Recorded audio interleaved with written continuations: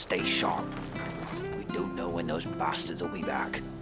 Well, we do know one thing. They'll be getting a proper Rosarian welcome.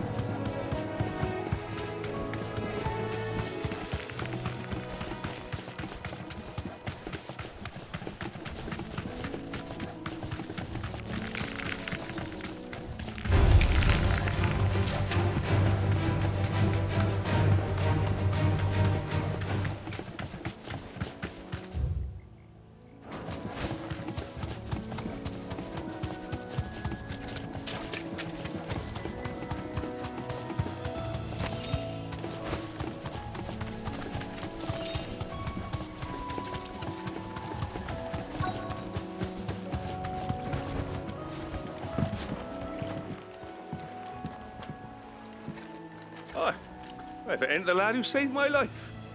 What brings you to a place like this? You do, Bernard. Martha said I might find you here. I have a proposition for you. Oh, do you now?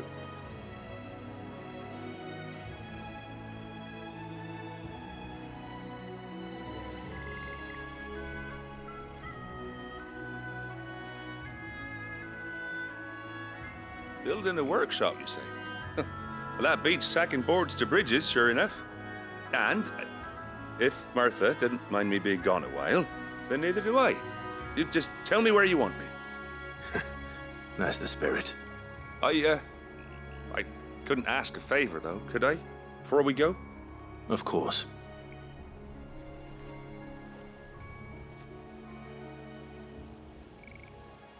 Well, that there is Cressida, where I grew up. Ain't much left of it now, though. Except my parents' graves. But I came up here hoping to visit. I even patched up the bridge to get across. Only to find the place crawling with fiends. But you're a dab hand when it comes to dealing with beasts and bogles, ain't you? Any chance you could, It's the least I can do. Well, thank you kindly. And take care.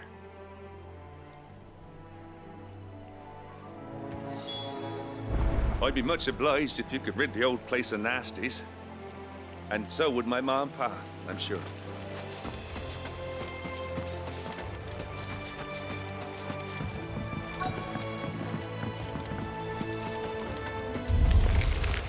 This shouldn't take long.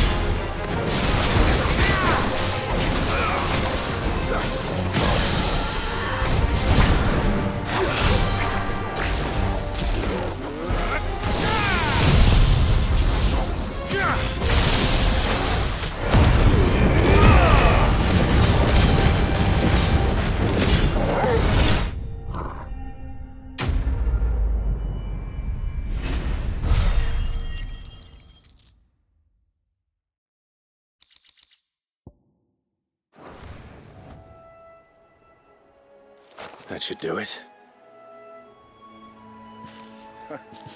You made short work of that lot. Thank you, son. Now my folks can rest in peace once more. How long is it since the village was abandoned?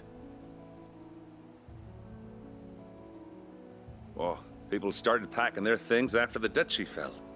Between the Blight and the Imperials, you just couldn't make ends meet. Must be nigh on a decade since the last wagon left.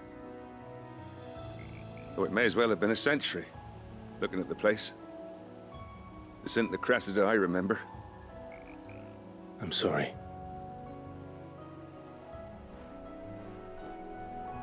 Ah, don't be. Can't live in the past, no matter how nice it might have been. Soon as I'm done saying a prayer for those that raised me, it's onto your hideaway. I'll meet you there.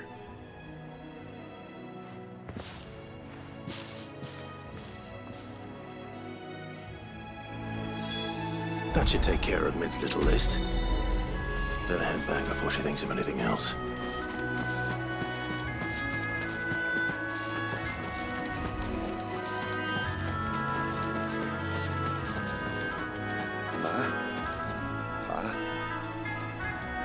I'm sorry I ain't been back to see you in so long, but I got some news for you.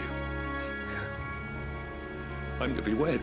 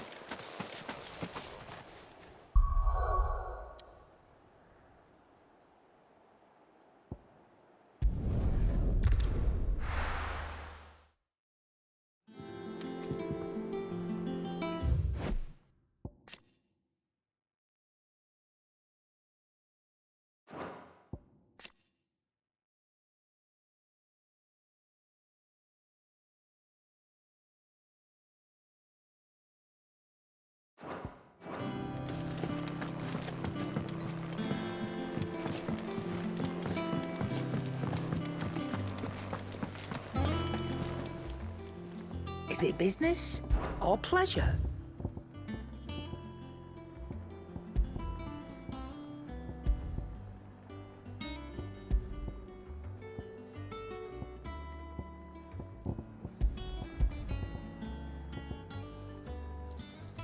You're rubbing me blind, you know. It'd better all be here. Finished, are you?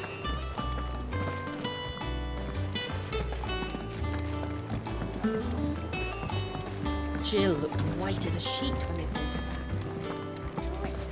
back. The little uns have been up to their old tricks again.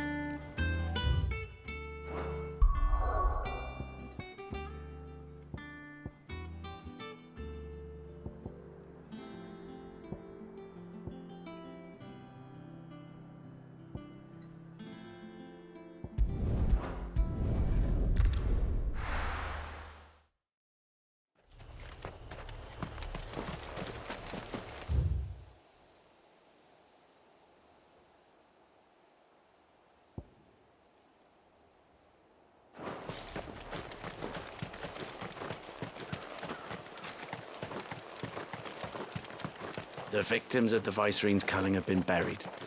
They will not be forgotten. We Guardians won't let this happen again. Not everything.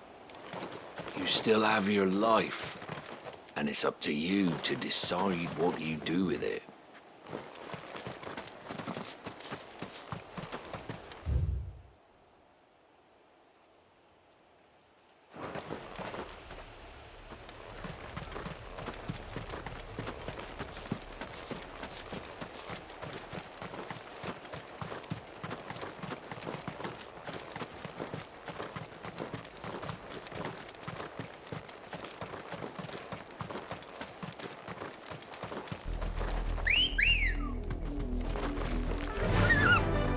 Fly, Ambrosia.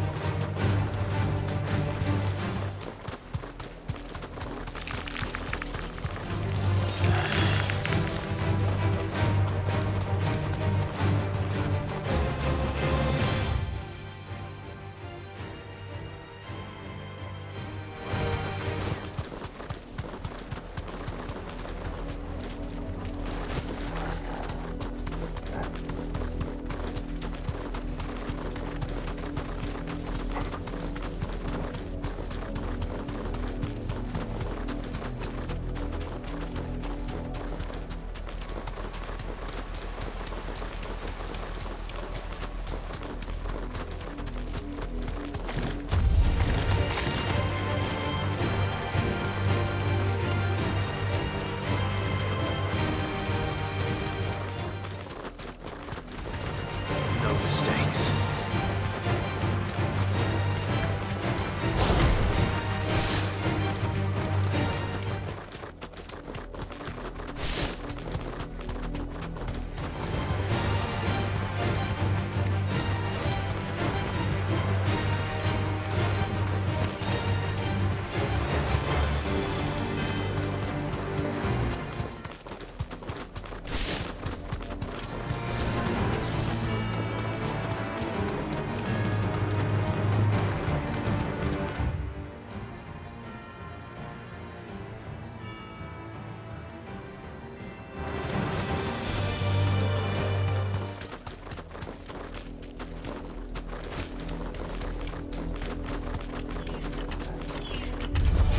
Time to fight.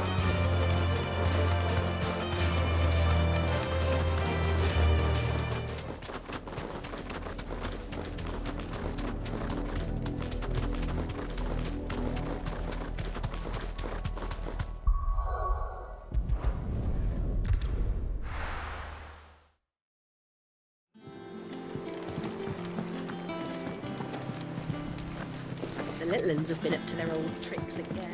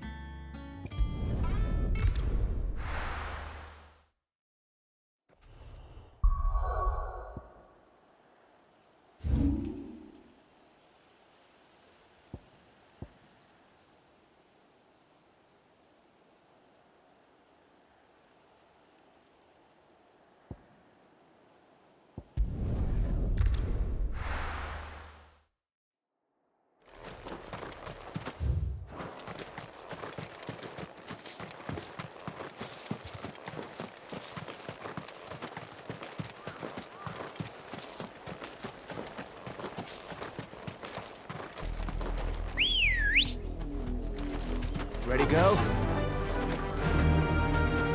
Faster!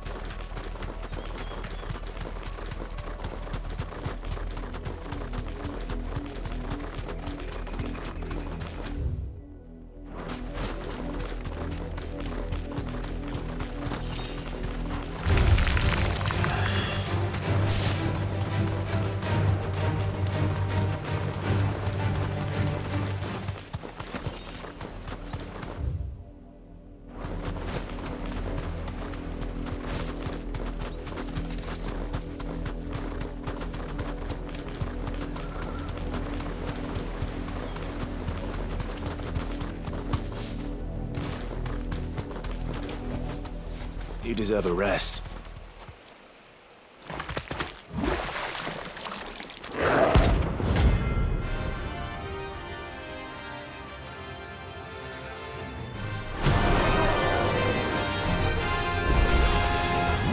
Take us unawares, did you?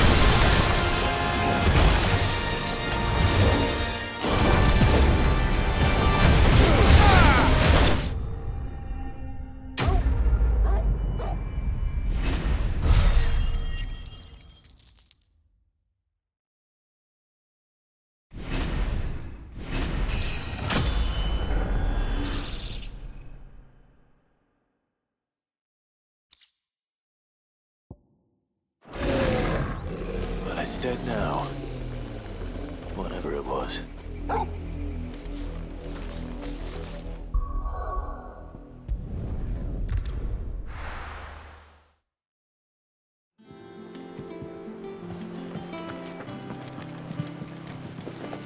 The little ones have been up to their old tricks again.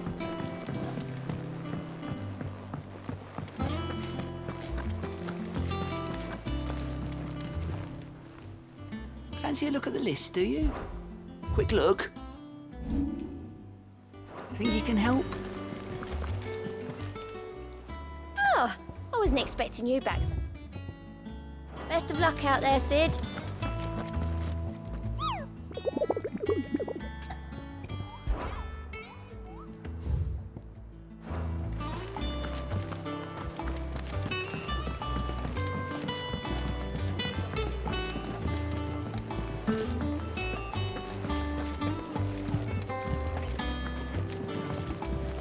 Jill looked white as a sheet.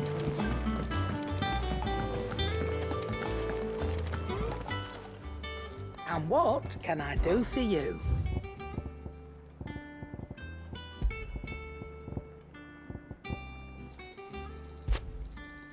It'd better all be here. Clive. So, what'll it be?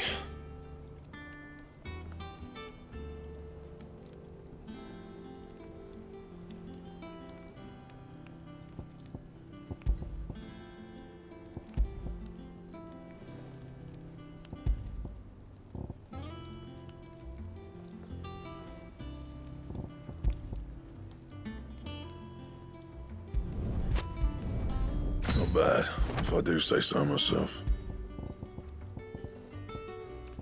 And?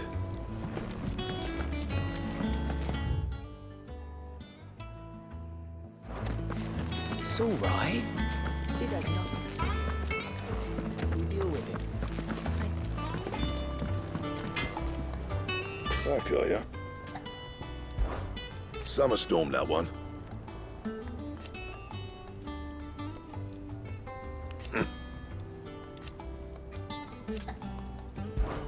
I'll make Mid the stuff she needs. Just give me a bit of time to work it all out with you.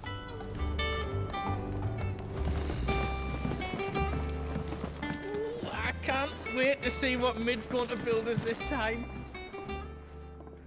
Well, don't just stand there gawping.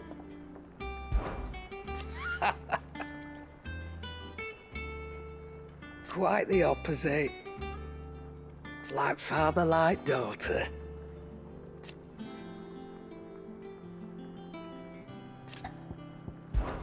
You leave Mid's order with me.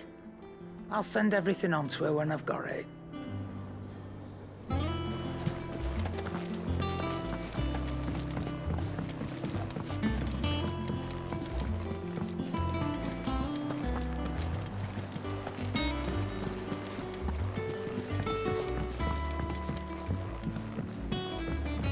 Here. What's everyone whispering about? You heard. Mid's back. Things are about to get interesting around here. I heard. Mid's building a workshop down in the stores, is she? Suppose space is the one thing we do have down there. If she wants to take it over, it's no skin off my nose.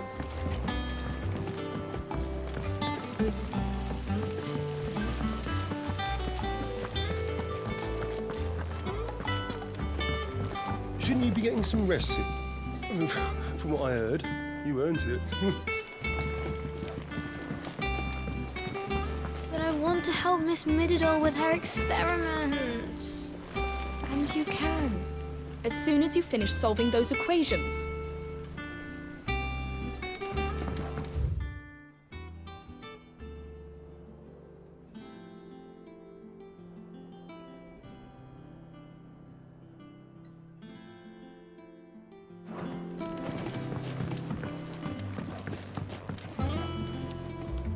All right, Clive? You've all done then? I am. I've placed your various orders, and a carpenter by the name of Bernard is on his way from Martha's Rest. That's brilliant. Thanks, Clive. Is there anything else you need? Nope. Blackthorn and Lady Karen have already sent over everything I asked for, and I've got all my plans drawn up. So as soon as Bernard gets here, we can get to work. I can't wait.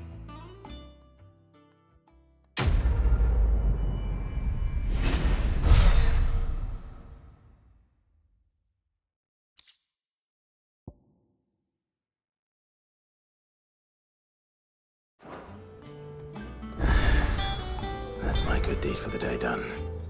Let's see how Jill's faring. Did Bernard say how long he was going to be? I mean, it's fine, but I hope he comes soon.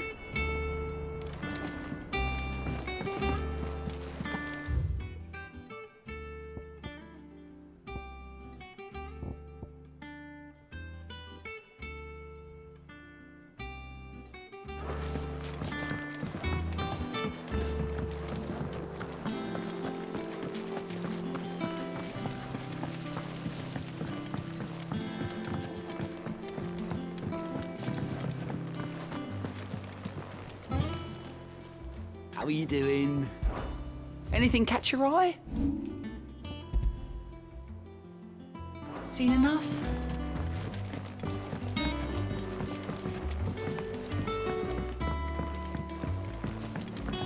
The little ones have been up to their old tricks again. Drawing on the decking this time. Shirley's got her work cut out keeping them in line. Do you have a moment, Sid? A team of curse breakers has gone missing near Northreach. Which team? Coles. They were sent to liberate a carriage of bearers before they could be smuggled to market. They were moving in for their assault when the carriage was attacked by goblins. A curse breaker managed to release the Stolas amid the confusion, but... this was days ago. They should be back by now, but I've heard nothing from any of them. I can't help but worry that... They know the work is dangerous. But I'm sure they're fine. But what if I've got them all killed? Before they go out, I always remind them why we're doing this, what they escaped, and what we're freeing people from. But I never really thought how my words might affect them. What risks they might take because of the things I've said. I'll go and find them. We'll both rest easier knowing they're safe. Thank you, Sid. And I'm sorry to trouble you with this. The plan was to intercept the slaver somewhere in the Dragon's Eyrie. I can't tell you much more than that, I'm afraid. That should be enough to go on. If they were there, Torgal will track them down.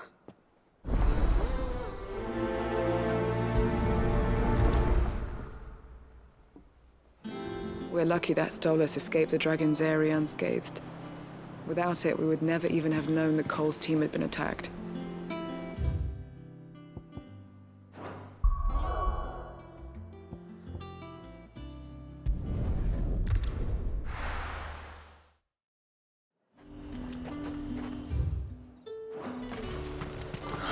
Slavers don't even bother with Northreach now.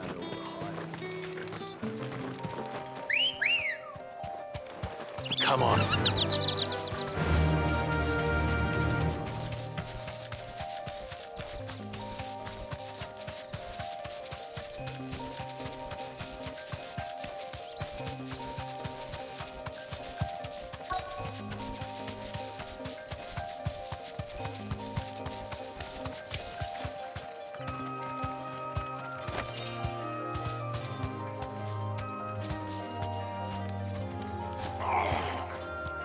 Get me back on my feet, or tear those bastards' heads off. Stay still, you damned fool. Unless you want to bleed to death. Cole, I'm glad you're in one piece. Just about. Sid, if you don't mind me asking, what are you doing here? Doris sent me to find you. She hasn't heard anything since the attack. She's been worried about you. I sent a runner to the Dame in Northreach. The hideaway should have learned of our survival yesterday. Well, I'm here now. And it looks like you freed the bearers. Only some. The rest locked themselves in the slaver's carriage rather than fleeing when they had the chance. I want to help them, Sid. But we're barely in any state to protect those few we did save. You made the right decision. Now where's the carriage? The goblins may still be out there. You have duties to attend to here. See to the injured. I'll handle the rest. All right. Just follow the path to the south. You'll come across the carriage soon enough. And please, hurry. If the beastmen get to those bearers, the poor souls will be eaten alive. I won't let that happen. Thank you. And Sid, it's good to see you. Don't thank me just yet.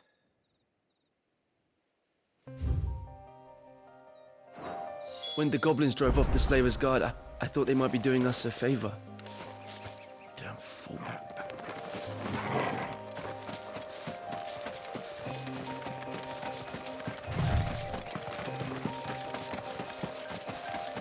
They're trying to get into the carriage.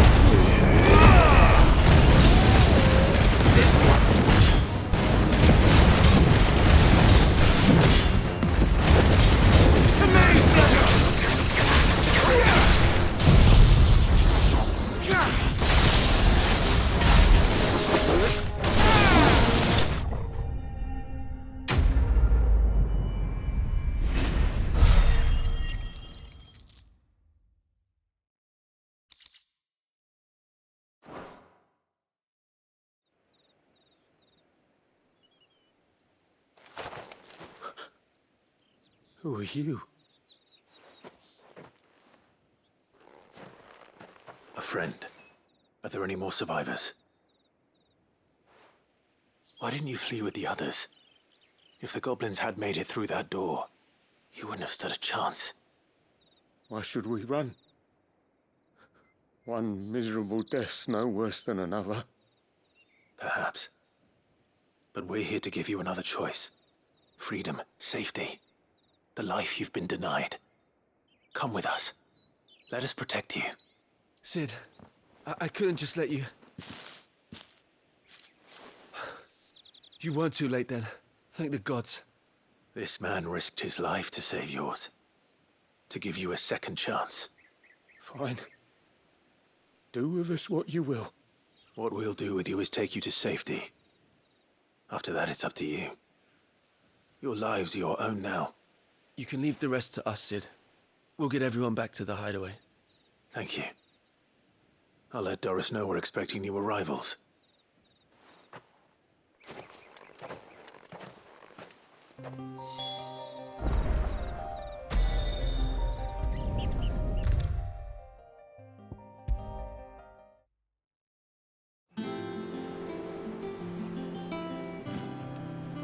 Sid, welcome back. A Stolas from the Dame arrived not long after you left. If I'd just waited a little longer, I might have been able to deal with things myself. Or maybe I wouldn't. I keep making the wrong decisions. Cole and the others got home safely. You made exactly the right decision. No, I was lucky. I've been tracking that slaver for months, and then I sent Cole and you after them, woefully unprepared. What kind of leader sends people into danger without considering all the risks? I should have urged greater caution, told Cole to be wary, to pull back at the first sign of trouble. We swore the same oath as you, Doris. It's good to see you safe and well, Cole. I'm sorry. With all due respect, we Cursebreakers don't risk our lives because you commanded of us. We risk them because we believe in our cause. No one with doubts ever joins our ranks. The agony of removing the brand more than sees to that. We all know how much bravery that takes. Cole, I never doubted your courage. Only my ability to see it put to good use. Thank you for your faith in me. I'm not sure I deserve it. I sometimes wonder if I might prefer to risk death alongside the others than ask it of them.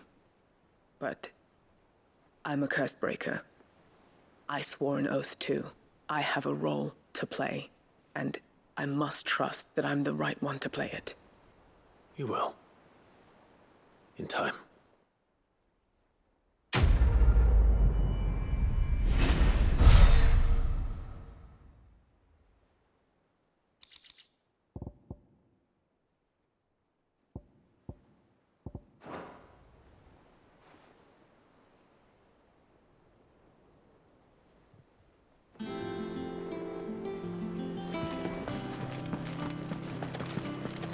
Been doing Mid's bidding, have you? Yeah, she's wrote me in and all. Nobody promised to sweep the old blooming cellar for her. Welcome to the Patron's Whisper. Come to claim your just desserts? All yours.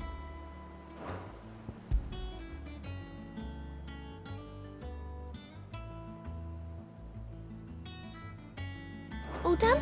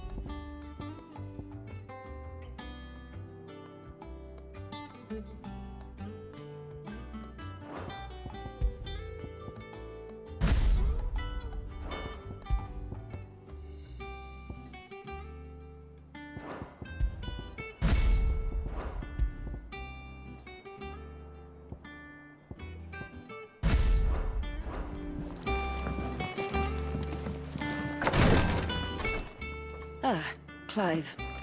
Talia. How's Jill? Recovering, but she still needs her rest. Of course. Take good care of her, won't you? I'll do my best. Oh, Gav was looking for you. He said he had something to show you in the shelves. The shelves. Oh, that's right.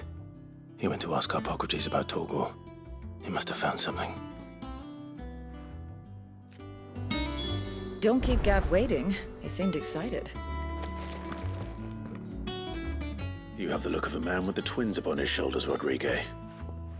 Talia has tasked me with removing a Cursebreaker's brand. But it's my first time, and I don't think I can do it. I'm afraid of what happens if I fail. You survived, I know, but near as many die as recover. Is it really worth the risk? You don't need me to answer that. You know full well what we're fighting for. I hope as much as you that one day bearers can walk among others as equals. But until that day, a brand is a burden, and we must lift that burden in order to go undetected. The operation may be dangerous, but it's also essential, and we undergo it willingly. I know. I still wish there was some other way. But griping about my lot helps no one, I suppose. Don't worry. I'll do what must be done. I know you will. Unfortunately, the first thing that needs doing is the preparation of a draft to dull the pain. Something I can't do with the infirmary's ammonia supply so low. What few leaves we have would barely be enough for removing a splinter, let alone a brand. Just tell me what you need. You'll go?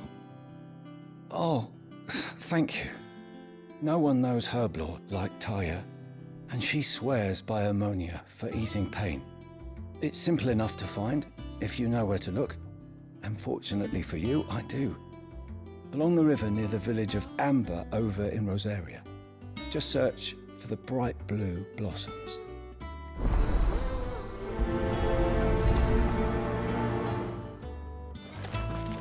If we could get ammonia to grow here in the hideaway, we wouldn't have to risk our lives to gather it.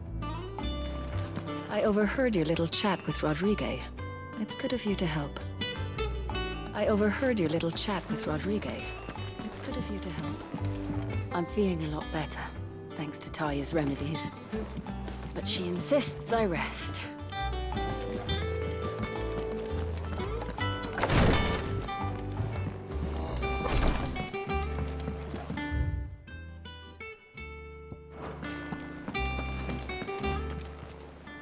Fancy a look at the list, do you? Quick look. Think you can help?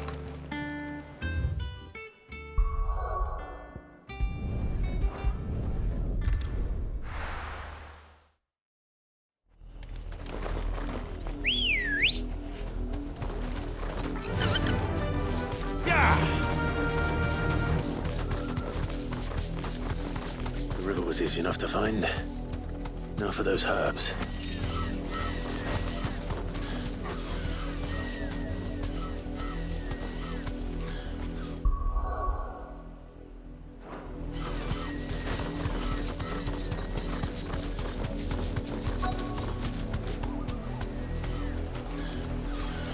You deserve a rest.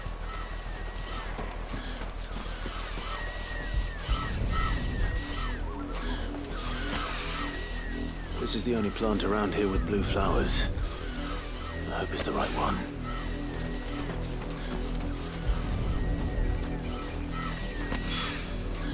Should be enough to keep the infirmary stocked for a while. Hopefully this will put Rodriguez's mind at ease.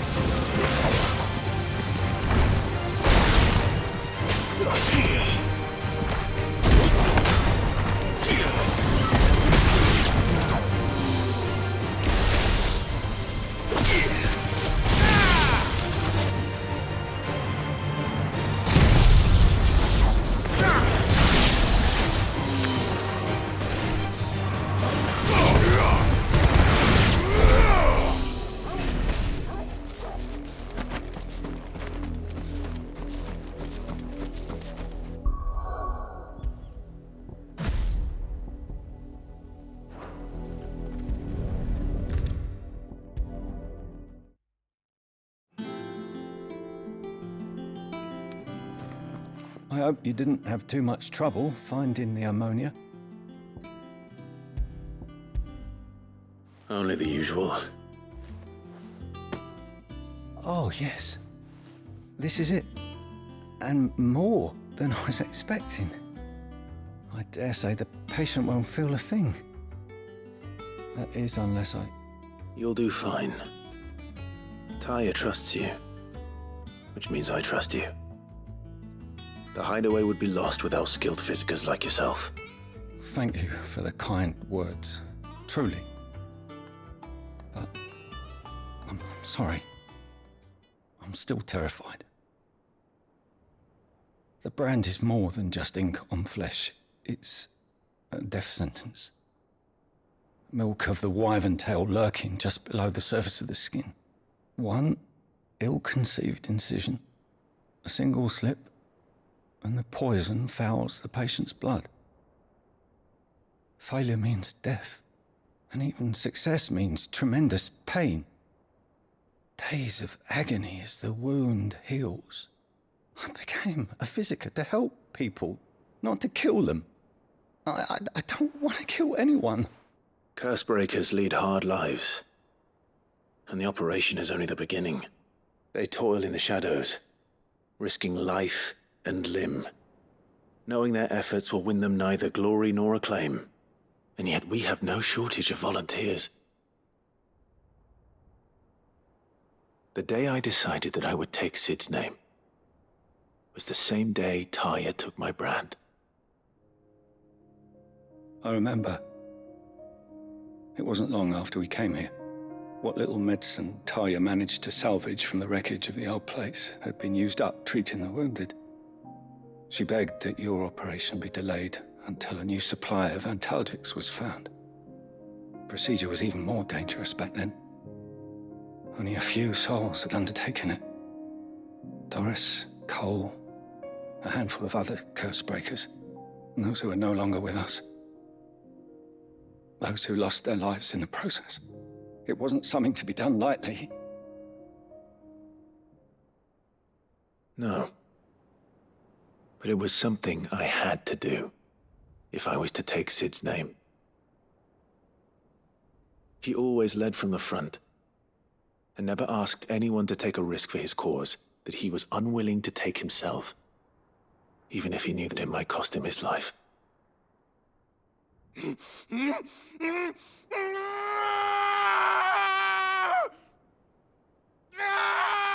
Hold still, Clive! Hold still!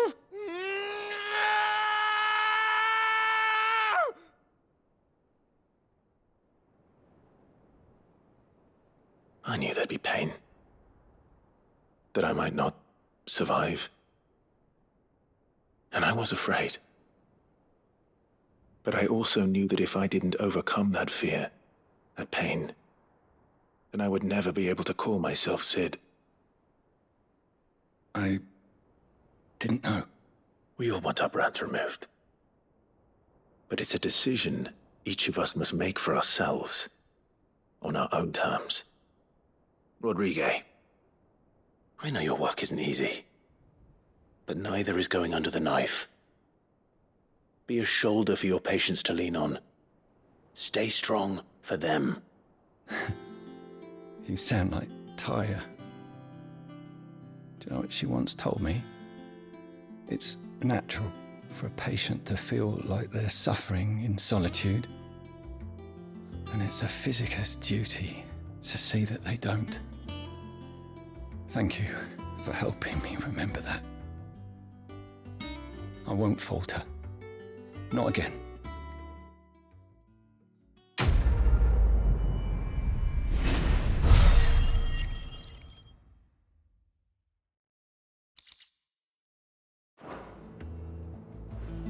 I'm sorry I let my fear get the better of me.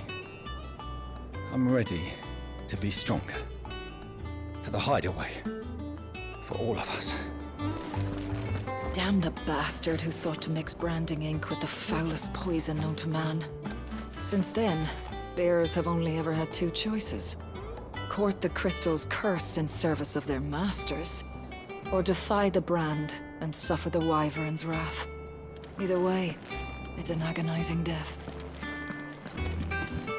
I'm feeling a lot better.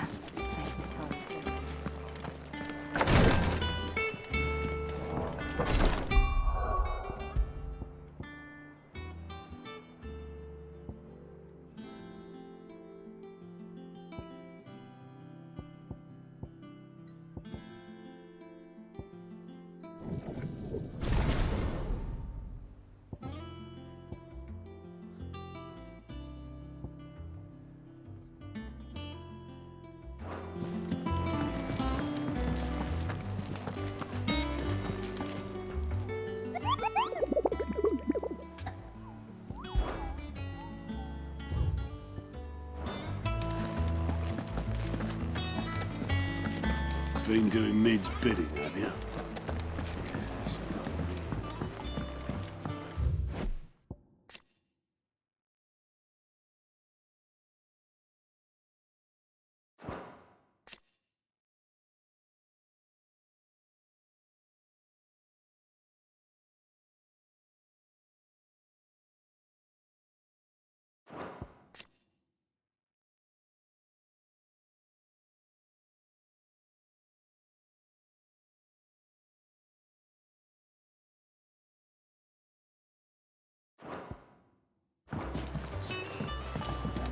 The little uns have been up to their old tricks again. Jill looked white as a sheet. Boy soldiers with their ruby stain, stick steeds fed to the fire,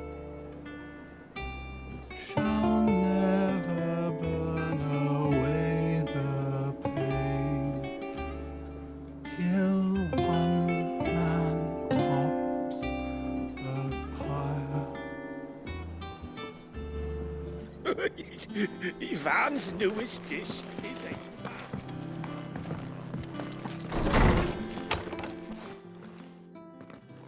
Clive, where have you been? I've been wanting to ask you something about Torgal. Where did you get him, like, in the first place? My father brought him back from one of his expeditions into the Northern Territories. They were crossing a snowfield when they heard his cries, and seeing no sign of his pack, they took him in. What do you reckon, Tomes? It certainly adds weight to the theory. Clive, I believe that Torgal may be no mere hound, but a rare frostwolf, an animal native to the far northern reaches of Valisthea. In one of our oldest bestiaries, I found reference to a frostwolf who served as guardian to an ancient queen of the north. Such was his mastery over ether, he could cast magics on command. His name was Fenrir. Fenrir the Frostwolf. Now, the annals do not state it explicitly, but I have reason to believe this queen was a dominant of Shiva, a girl from the Northern Territories and her faithful hound. One awakens as the dominant of Shiva, and the other? You're saying that Jill granted Torgal his powers? What? Just like Fenrir. People called him my hound, but Torgal and Jill were inseparable. He grew up as a faithful companion to the dominant of Shiva, and years later, his powers awakened, just when his master needed him the most. You're right. If it weren't for Torgal blasting those bastards to Kingdom Come, Jill would have been for it. Quite. Though Torgal's power is his own, his latent birthright as a frostwolf. It had only to be unlocked. Oh, get you, Torgal! You're an even finer hound than we thought. And regarding your original concern, you need not fear for Torgal's health. Why, the beast has the appetite of a behemoth. Just this very morn, I found him with his nose buried in my nuts. There you are! I've been looking everywhere for Taya! Bernard's here! I need you to introduce us so we can get to work. I shan't be a moment.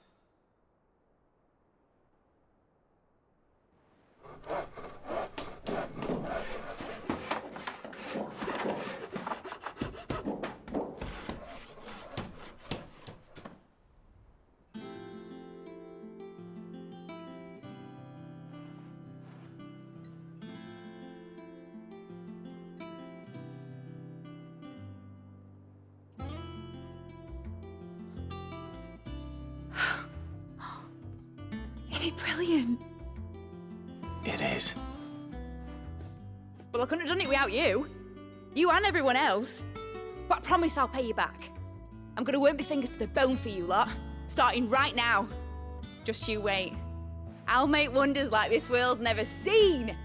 Then I look forward to seeing them.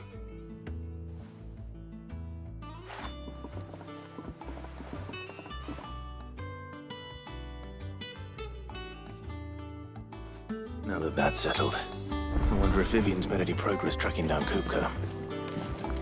We have everything we need to begin work in earnest. And work in earnest we shall! Thanks from before, son. That was a good deed you did me. Only right I do you one in return. Though I did wonder if I'd bit off more than I could chew when Mid showed me her plans for the place. If she hadn't been there to tell me what to do, I wouldn't have known where to start. Thanks for letting me do this, Clive. I'll pay you back, I promise.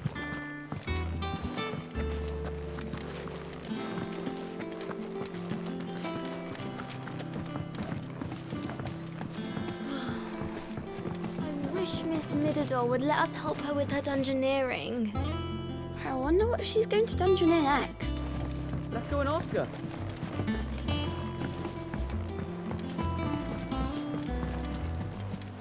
I think I'll wait till Mid's away to take a tour of her dungeon.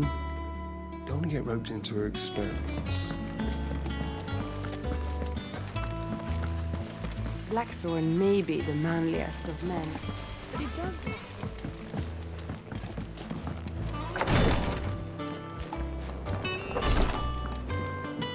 I'm feeling a lot better, thanks to Taya's remedy. Damn the bastard who thought to mix branding ink with the foul.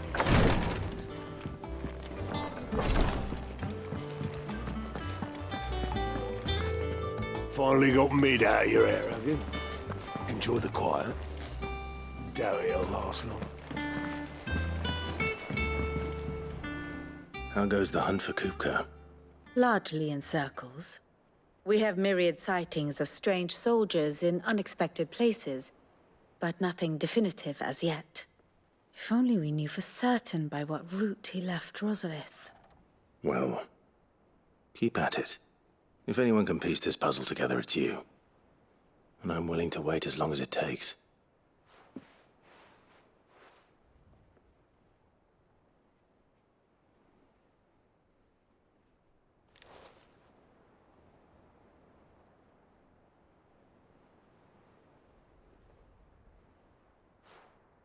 What?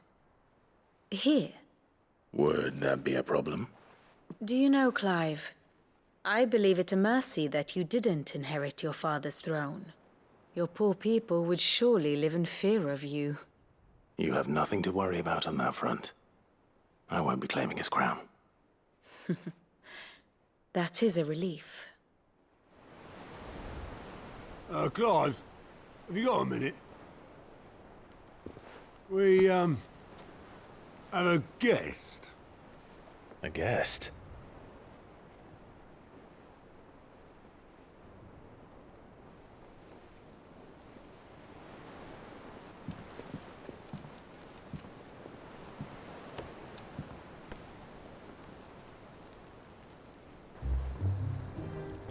For your trouble. It was a pleasure, in hindsight. Uncle Byron? Clive, my boy! Tap a cask and stoke the ovens for your favourite uncle is here!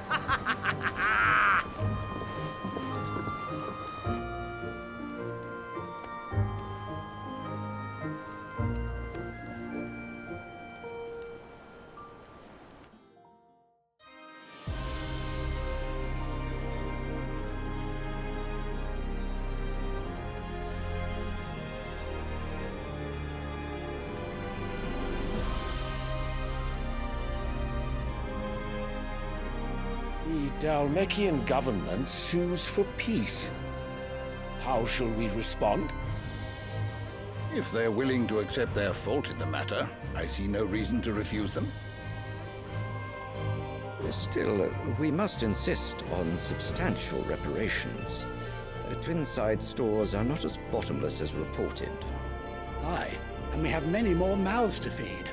We shall just have to have the Dalmecs empty their treasuries for us.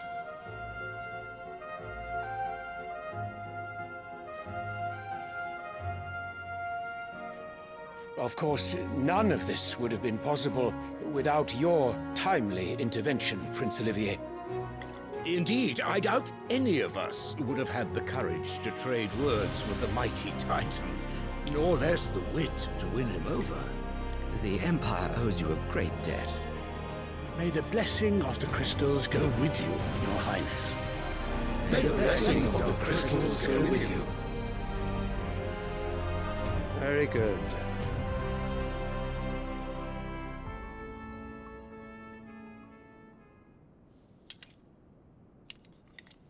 Now, let us come to the question of precisely when the Dalmecs will withdraw their troops. Dion's fire could rid us of them in mere moments. The men of the Fist will not withdraw until a peace treaty is concluded. So let us keep the negotiations open, give them time to gather what gold and trinkets they can, and once they deliver that which we demand, what worth is a piece of parchment? Your Radiance, were Prince Dion to take the field, the enemy would surely send their own dominant to meet him. And while His Highness would of course prevail, there would be heavy losses on both. You need not fear Hugo Kupka. He is engaged on the Western Front. Even were the Dalmecs to send for him, he would not arrive in time. As much as I would enjoy witnessing a clash between Bahamut and Titan, it is not to be. And what of your subjects, Your Radiance?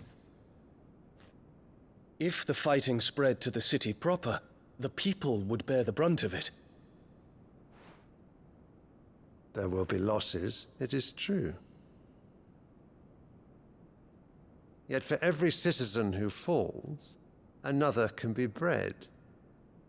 For every home that burns, another can be built. The Empire will live on.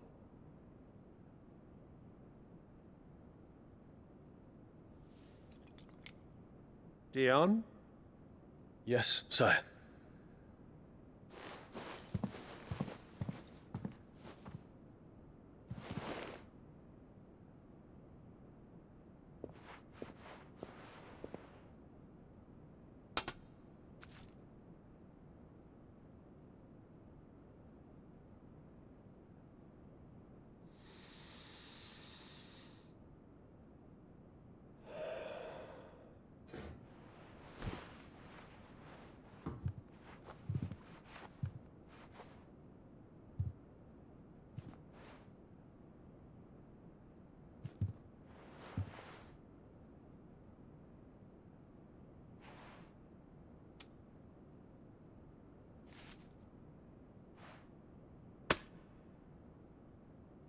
Prepare for battle.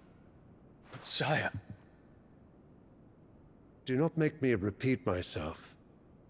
Return to your camp and await my orders.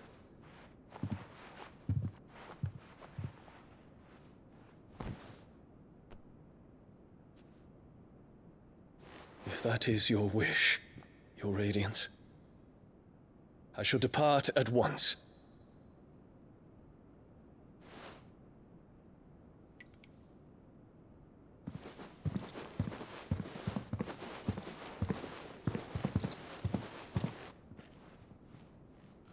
May Gregor forgive you.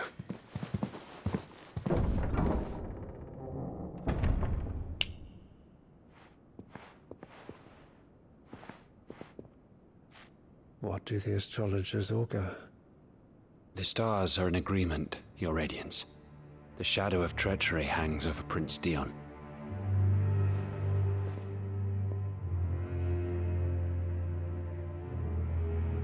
So Annabella's tales were true.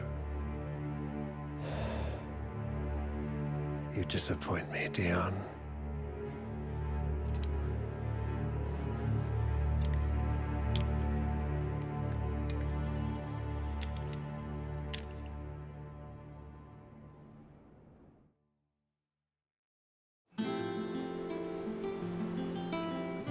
What on earth is Uncle Byron doing here? Only one way to find out.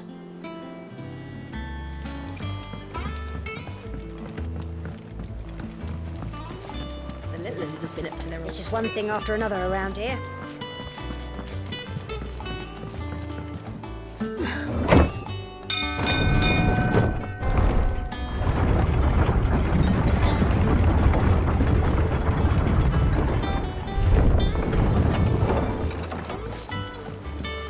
Well, fuck me. Never thought I'd see the day Lord Byron Rosfield of the Seven High Houses came to tea.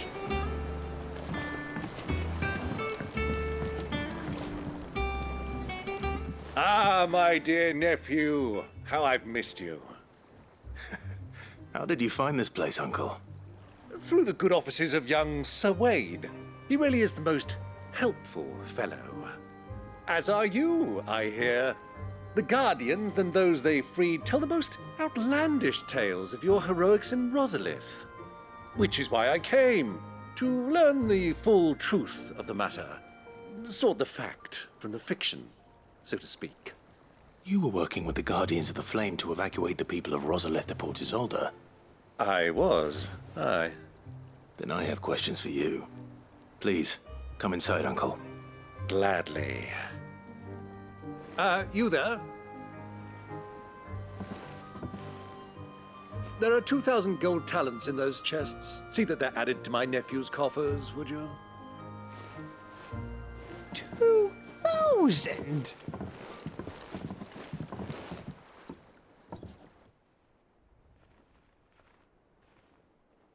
And I'm afraid that is all I know. A fleet sailing south past Port Isolde. Most intriguing. Forgive me for not being able to tell you more. I hadn't the faintest idea Kupka withdrew wounded from Rosalith. Still less that my own nephew dealt the decisive blow. What do you think, Vivian? I think, with this news of the Dhalmekian fleet and recent reports of the Royalists' movements, that the final piece of the puzzle has fallen into place. Come here and I'll show you.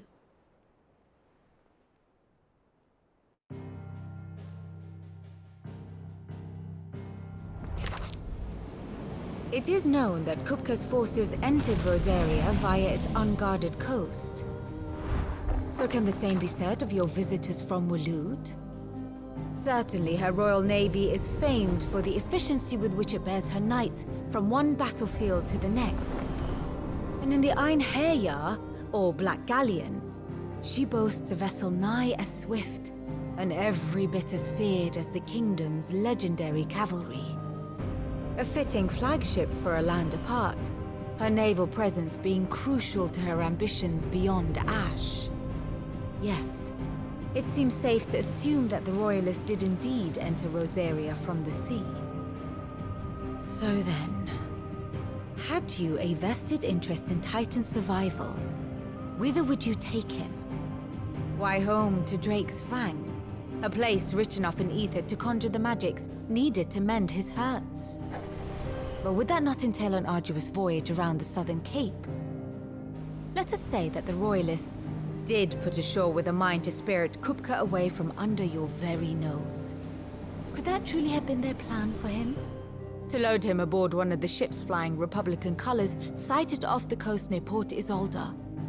To spend weeks at sea, being tossed hither and yon by unforgiving waves, his life hanging in the balance. No. The journey would mean Titan's death, and Kupka's faithful creatures would not allow it. So what then was the plan of our Waluda friends? Reports suggest they made not for the coast, but for the desert. And by cutting through the Velcroy, a party traveling light would have Titan back in his bed days before a galley could lurch into port. To wit, it was the Royalists, not the Republicans, who effected Hugo Kupka's safe retreat. I would stake your life on it.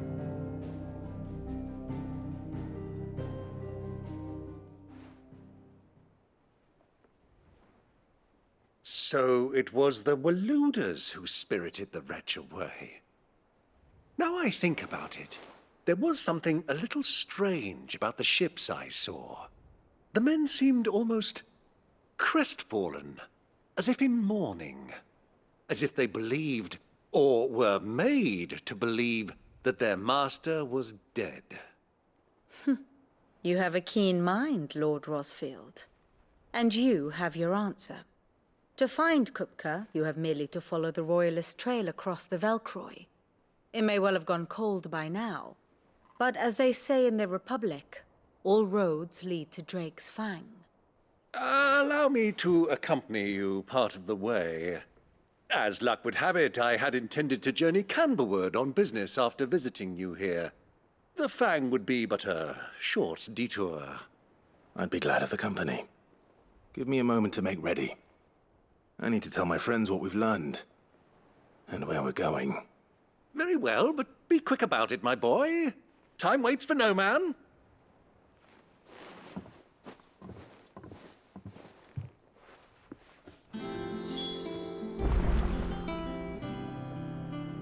And how may I assist you today? We met under curious circumstances.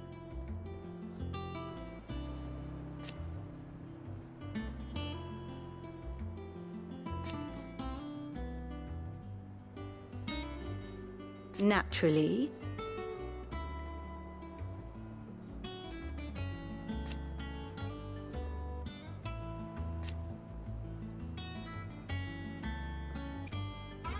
Still.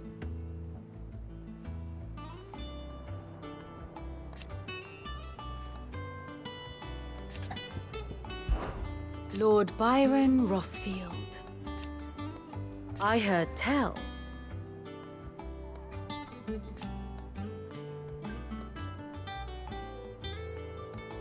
Why?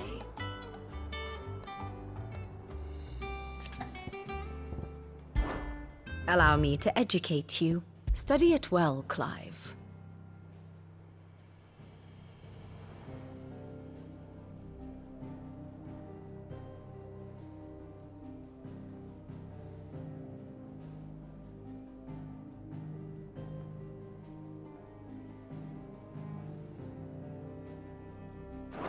Thus ends today's lesson. Mid's finished outfitting her little workshop, I hear. With a little help from Sid, of course. Of course. Our new leader's no better at resisting her wheedling than the old one was.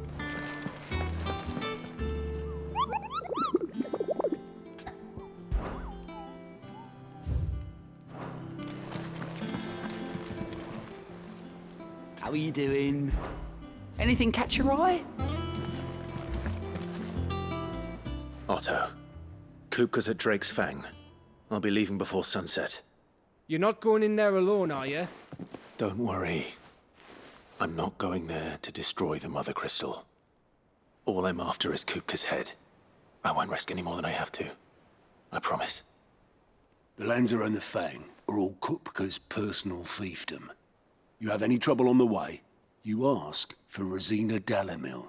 Some call her the Desert Hare. Who is she? An old associate of Sid's, and only Sid's. All I know is the name, and that they used to meet at the Dalamil Inn. We've heard nothing from her since he died. But I'm thinking maybe the new Sid might be able to bring her back into the fold. Thanks. I'll keep that in mind. So, what about your uncle? I mean, he's welcome to stay, but... Don't look so worried. He'll be coming with me. Thank fuck for that. Gav, Otto, I'm leaving you two in charge. You can count on us.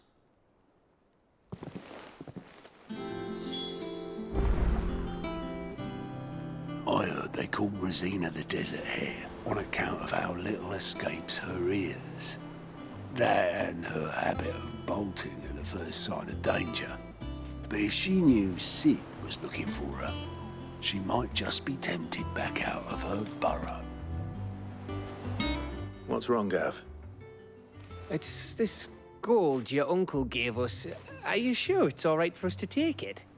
My uncle isn't easily refused, especially where dispersing his wealth is concerned. But 2,000 talents? I don't even know how much that is in Gil. It's the price of a quayside mansion in the Crystalline Dominion. He sold one to fund our endeavor. He was hoping to part with it anyway, what with war brewing in the region. And, luckily for him, a Sambraquan noble was willing to pay over the odds for a foothold in the Holy Emperor's neighborhood. But still, 2,000 talents? I mean, is it normal for nobles to give away that kind of money? It's normal for my uncle. Fuck me. Oh, the other half live, eh? Well, now that we've got a few gil to rub together, do you think it'd be all right if I splashed out on a few bottles of Lost Wing's finest? Here, leave some for the rest of us, Otto. If he's filling his cellar, I'm filling our larder, starting with a barrel of the best salt-cured northern salmon. I'll leave you to decide how best to use it. Just don't spend all at once, all right? I've never seen a crate full of gil before, let alone two. Your uncle certainly knows how to make an entrance.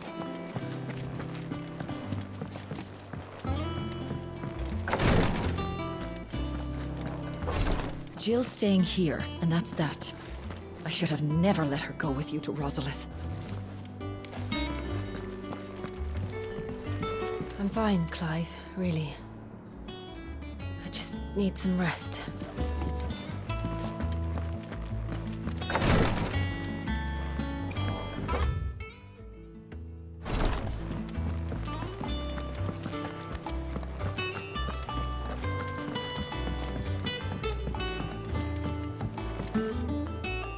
All right, Uncle.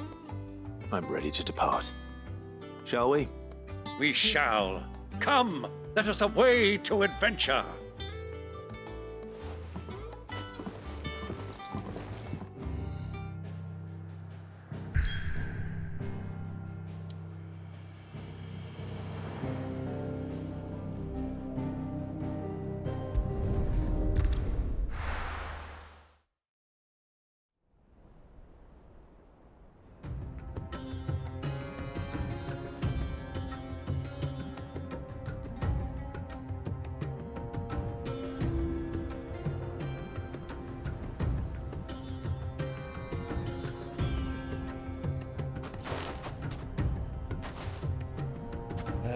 I was a young man when last I walked this path.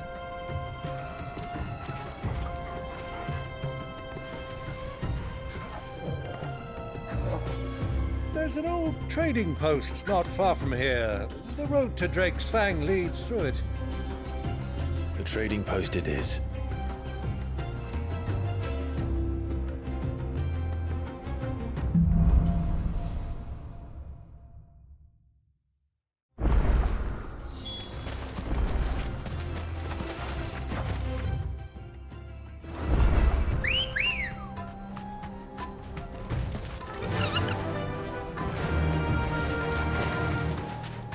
Our destination lies over that dune, beyond the ruins. Mark 'em well, Clive. It's all too easy to lose one's bearings in the sands. Many years ago, when you were just a boy, you and I rode this way together, accompanying your father on a scouting expedition to Drake's Fang. He let me come with you. I'm not surprised you don't remember. It was just before Joshua was born. You were so eager to be there when your brother arrived that you whipped your chocobo too hard on the journey home and fell from the saddle. I shall never forget how Elwyn fussed over you as you sat in the sand, bawling like a babe.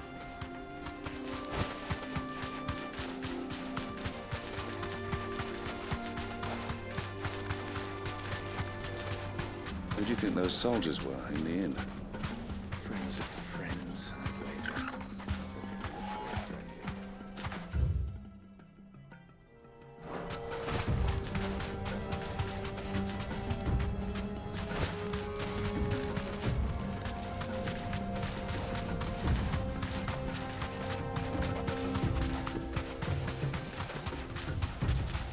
Ah, there she is.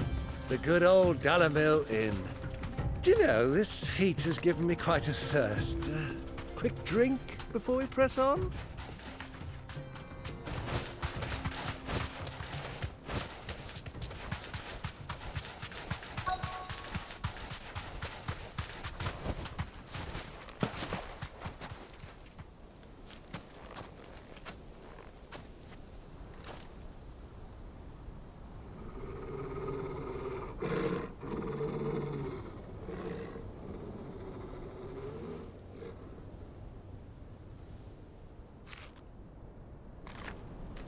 Look, there. Those are Ashen steeds. No doubt about it.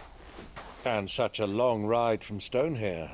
Our Waluda friends must be soothing their saddle sores in the inn. Shall we join them?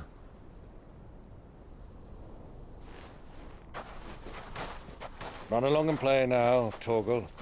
Dogs aren't allowed inside.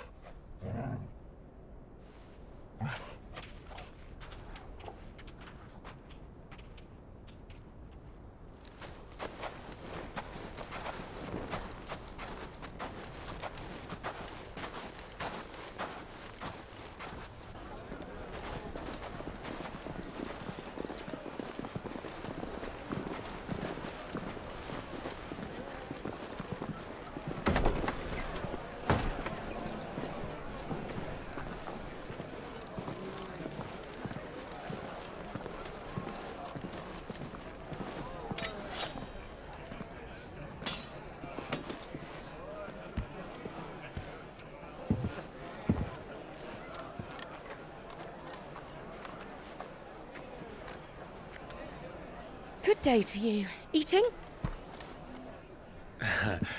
Sorry about my pal. He only talks when his mouth's full. What do you recommend? Well, if you're after something light, we do a fine chocobo soup with lentils and honey. 2 bowls of that, then. An ale. Right you are. Hey, girl! Coming!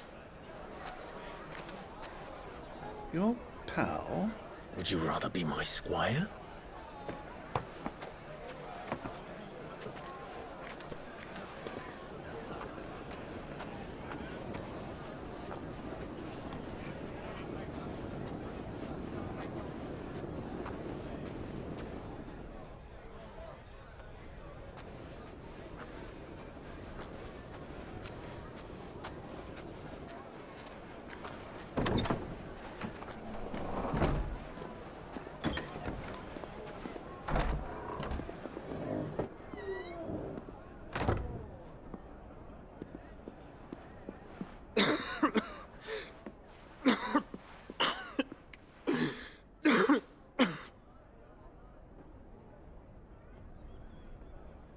Your Grace, it is plain you are not yet well enough to travel.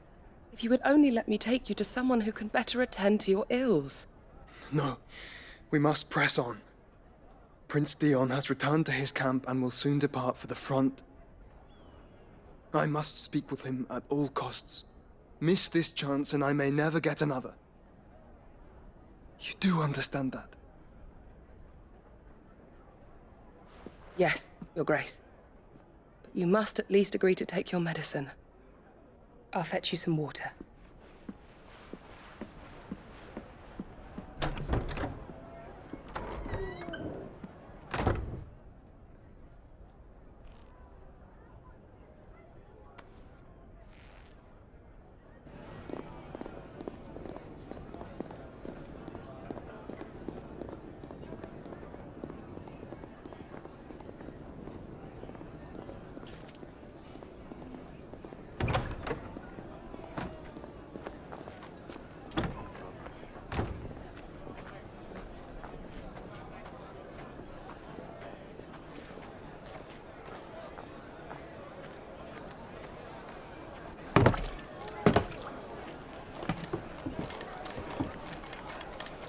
keep watch, they tell us. But all I see is sand. I hear they got our guest back to the Fang without any trouble. We'll be leaving soon enough. Why the Lord Commander dragged us all this way just to save that blockhead skin, I'll never know. Dominant or not, he's a bloody idiot. That'll be Cooker, then. Well, let's get this down us. We've a long way to go. Hey, you!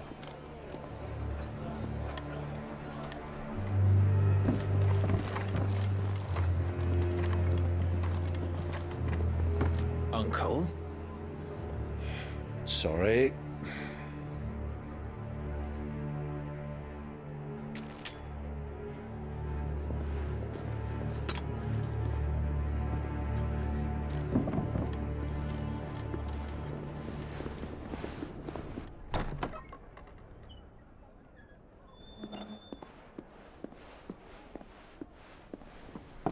Can you walk, Your Grace? What's wrong? I fear trouble may be brewing downstairs.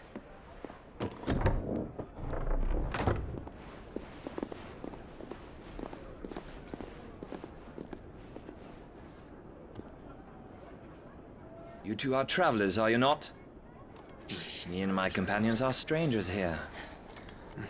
Perhaps you'd be good enough to accompany us a while. Help us find our way. Sorry, lads, but we've got business in Camber that can't wait. Ah, I'm sure you could spare us an hour or two. Come on. Friend.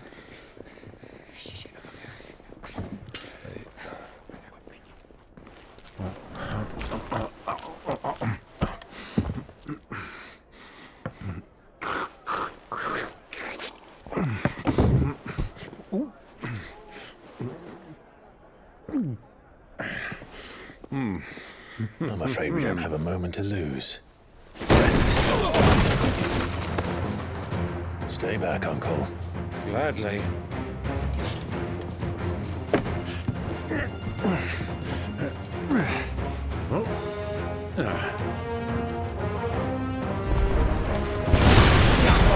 Take him! Try it.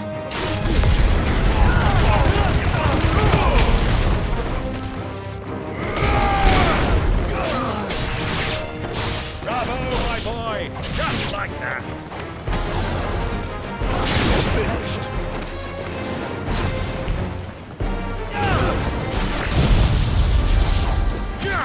Who are you?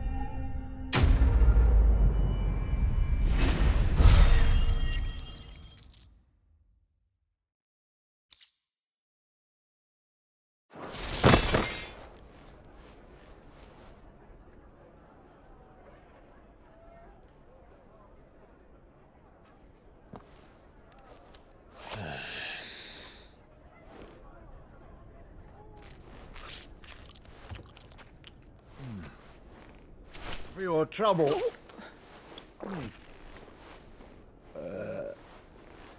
Word of advice, miss. That soup could do with a touch more salt.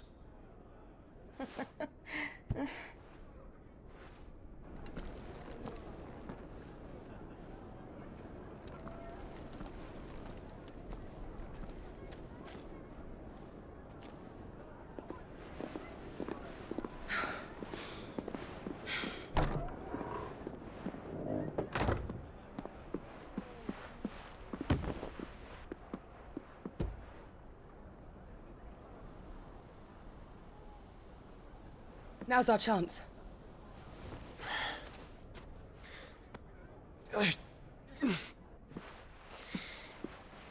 Your Grace? I'm fine. Yeah.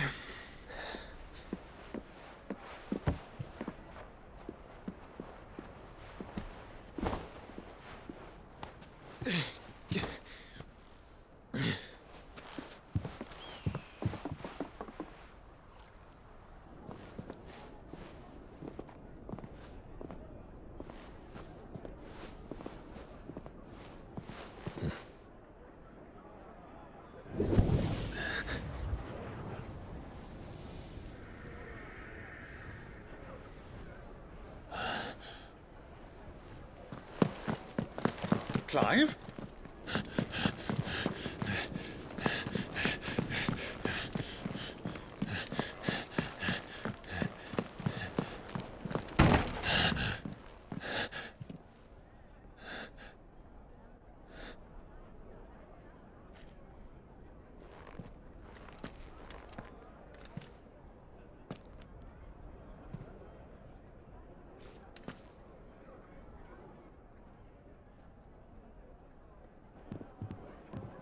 What is it now?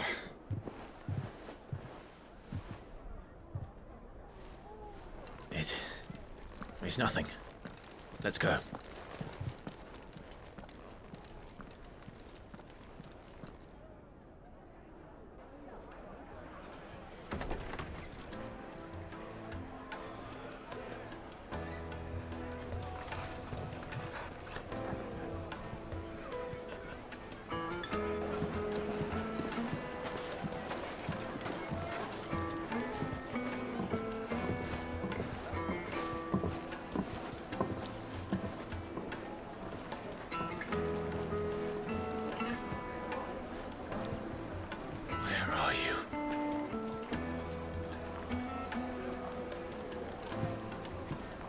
Well, we didn't know where to find Kupka before. We do now.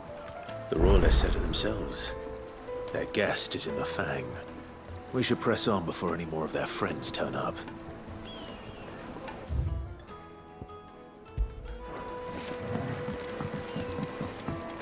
Plates and pots! Bowls and basins!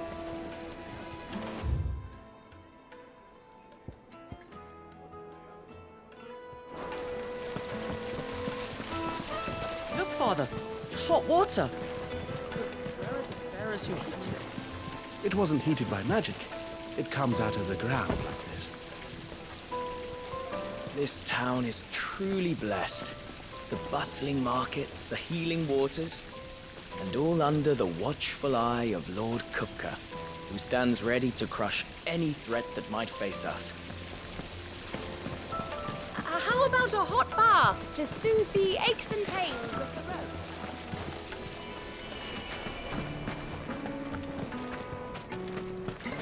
Your arms are like iron. Are all your muscles so hard? Well, I'd be happy to show you, provided I can afford it. Won't you come and play, handsome? It's all the fault of this blasted war. The moment they find out you're from the Empire, they flat out refuse to do business. 1,000 gil for a measly bunch of Gazal greens. I named my price. If you can't pay it, that's your problem.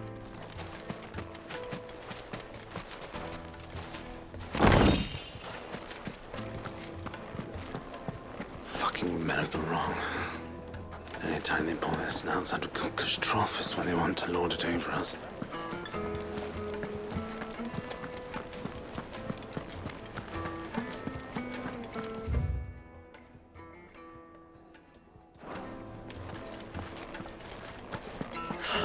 I need a drink. Let me treat you. I'm pretty flush these days. Are you now?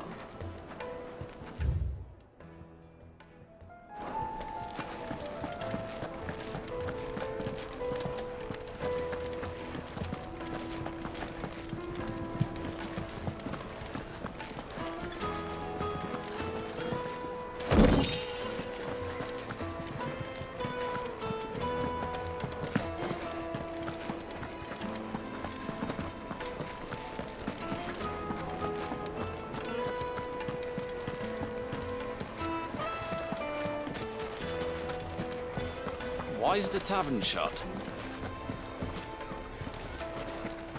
The inn's a mess of blood-soaked splinters, thanks to you. The least you can do is let us clean up in peace. I told the guard those soldiers started it. Don't need any more trouble.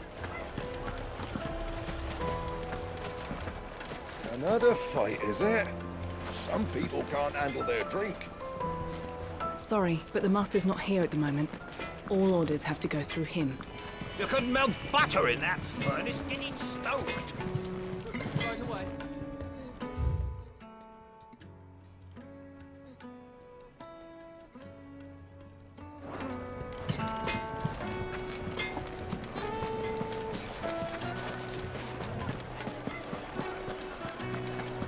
The finest fabric! Take a sniff, fresh good from sir. the capital! Be transported.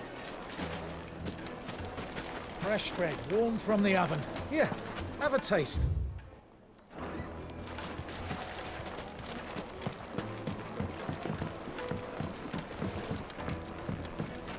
Made from the stoutest stoneware.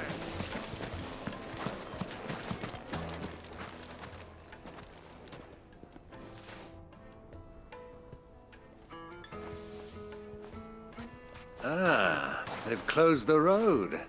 And it's the only way from here to the Fang. It would seem Lord Kupka is not accepting visitors at present. We have to get through that gate. Not by force, I trust. We've attracted quite enough unwanted attention already. By guile, then. Perhaps the Desert Hare can offer us her aid. Rosina Dalamil, woman of mystery. But how will we find her? We know naught of her but her name. And that she was working with Sid.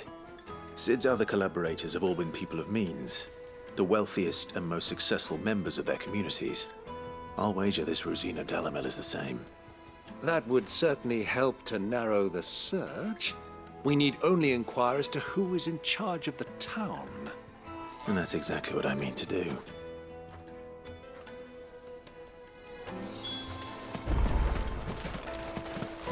Crystal delivery's over.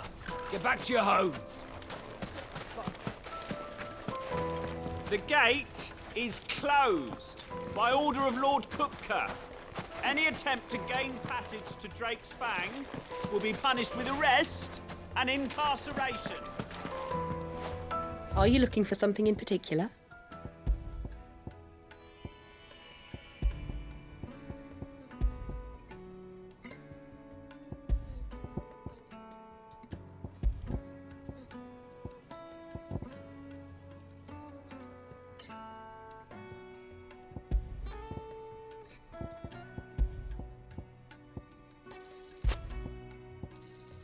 My thanks.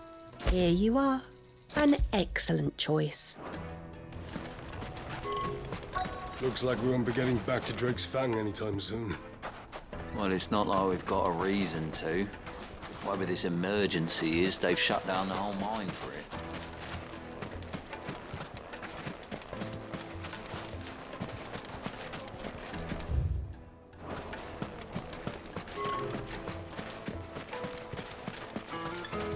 Mummy, I want to play with the crystal. How many times do I have to tell you? It's not a toy.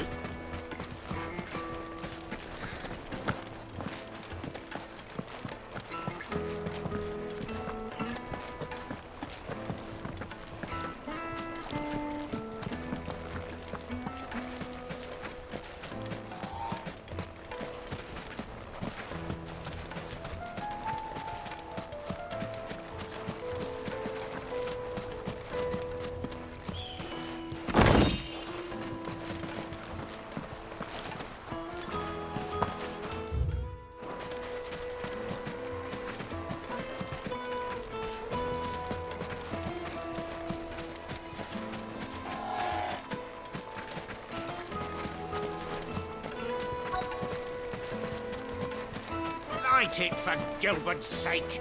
You're a bearer, aren't you? I was a fool to waste good coin on you.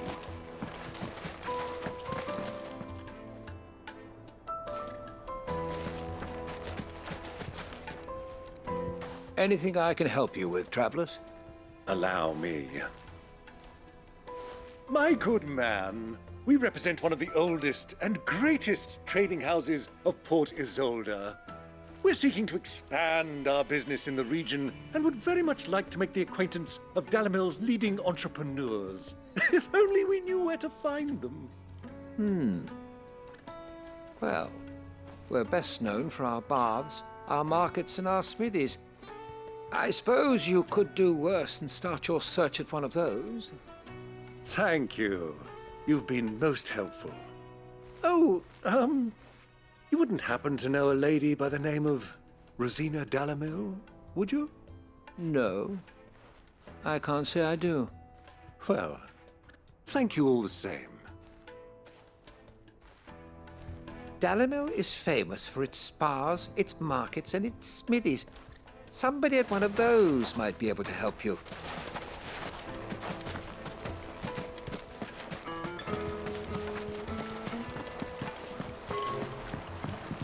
This river runs all the way to the southern seas. They used to load the crystal onto barges and sail it to the villages downstream. Before the canyons were lost to beasts and bandits. When I was a girl, I would wave to the boatmen as they set off on their long journey, and they would throw me sweetmeats in return. Such happy times.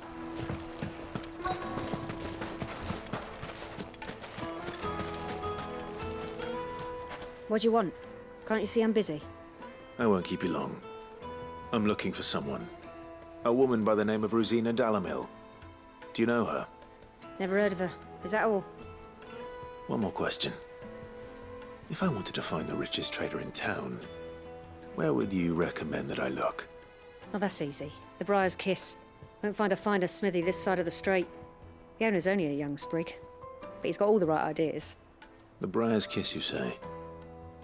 Thank you. I doubt this young sprig is the person we're looking for. You said Sid's contact was likely to be an influential sort. Influence comes with age and experience. Believe you me. That boy at the Briar's Kiss is a real talent. People flock from miles around to buy his steel. And it isn't cheap either.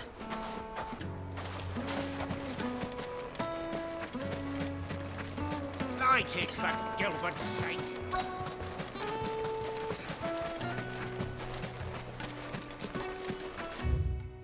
Mummy, I want to play with the crystal.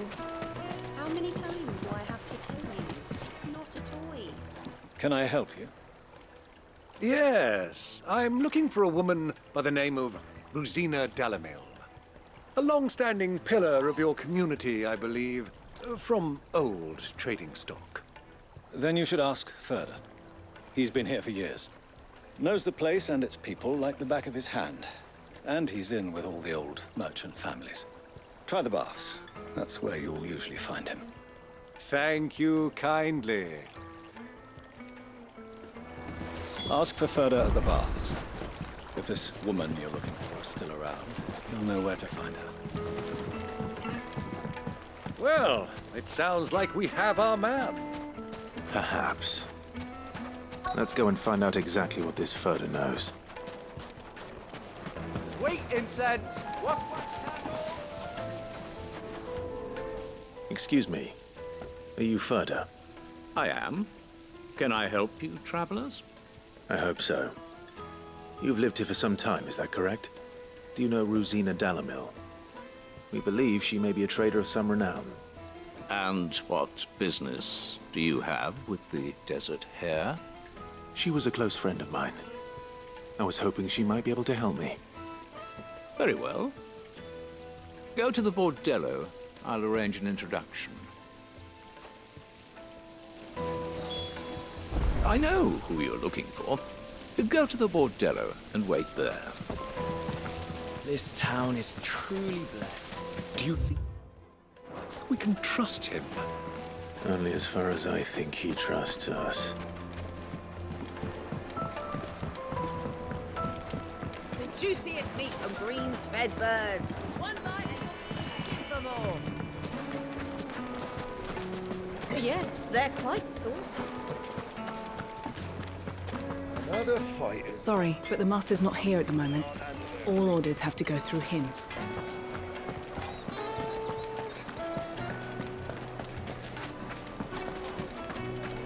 Kneaded to a silken softness by beating a cloud with a Plates and pots! Bowls and basins!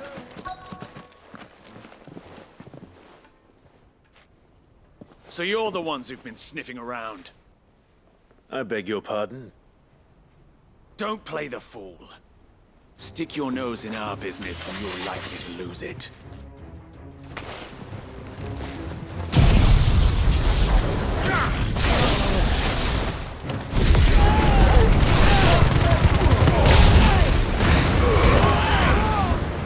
Stay down!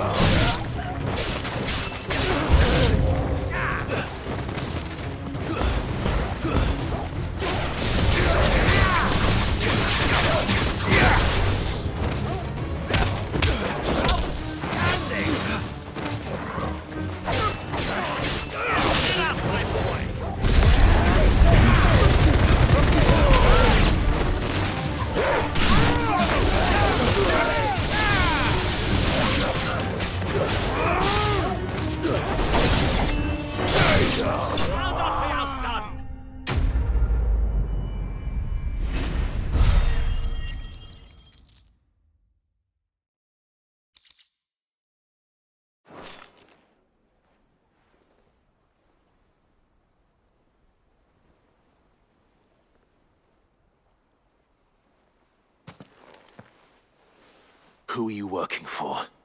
Him or her? Him.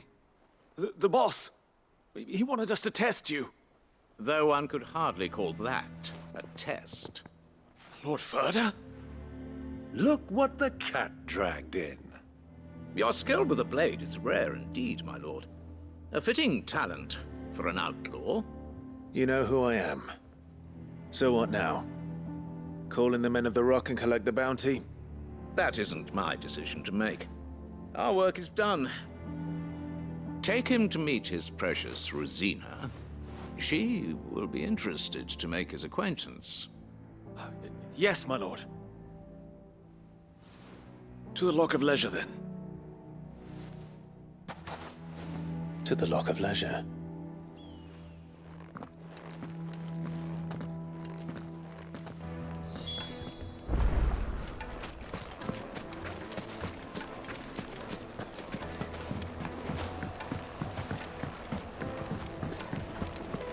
The most fragrant herbs. My carpets have...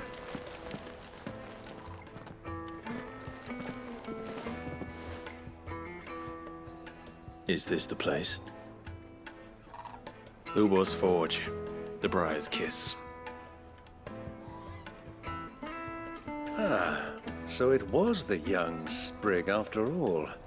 So much for Rosina Dalamil being a woman of experience. How wrong I was. It was an easy mistake to make, Uncle. After all, it must have been years since Sid last saw her. Sorry, him.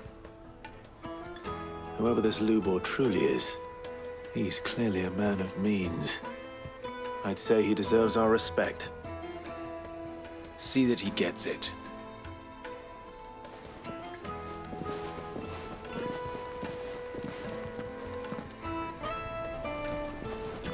Lubor, Lord Ferda told me to bring them to you.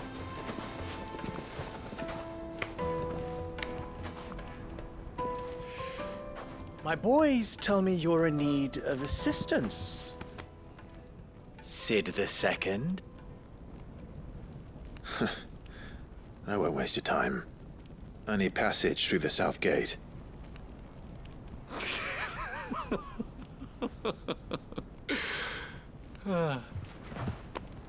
Tell me, what do you think is a merchant's most important commodity?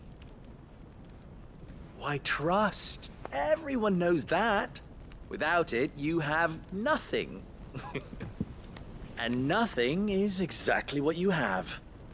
And so, for you, I, too, have nothing. I'm not in the business of helping every lost puppy that wanders in off the street. I'm a busy man, as you can see.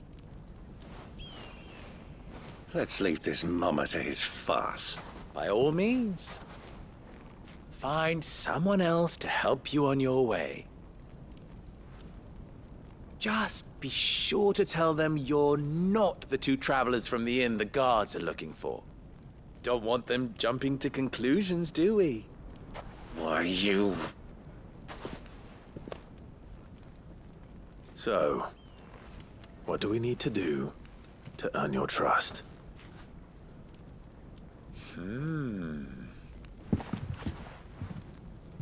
I like this one. Willing to do whatever it takes to get what he wants.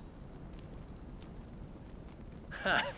Men like you have a special place in my heart. Why, you ask? Because they get me what I want. Always. Fine. So what do you want? Don't tell me you're going to listen to this swaggering scruff! We might as well hear him out. It's only natural that an ally of Sid's would seek assurances of strangers. Assuming he is an ally, of course.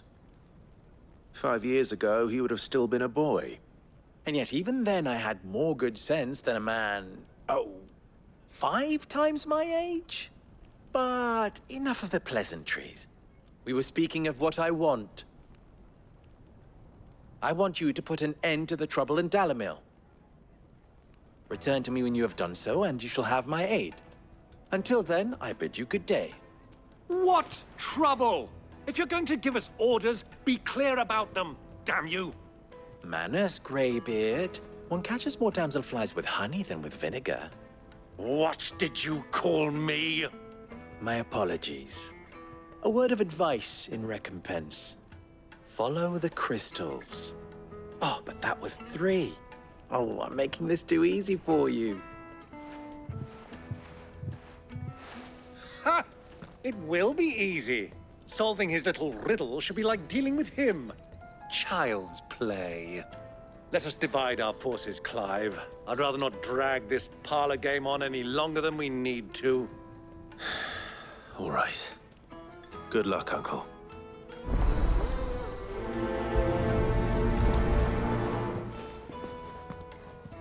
I thought we were the only ones causing trouble in Dalamil.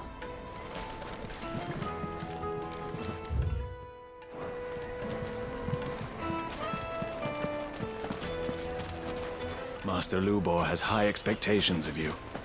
Don't disappoint him.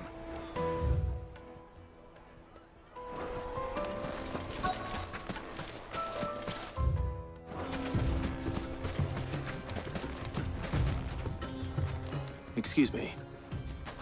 Is it true there's been trouble with crystals of late? You've heard, then? I've heard rumors. Damn thieves. Pilfering the crystals that were meant to fill our cups and light our stoves. Us common folk have hardly had a shard to share between us these last few moons. And it isn't as if we can buy them on the black market either. Whoever's taking them, they aren't sharing. There's cartloads of crystal coming out of Drake's Fang every day. Meanwhile, we're all having to get by with half-spent shards. Someone's siphoning it off.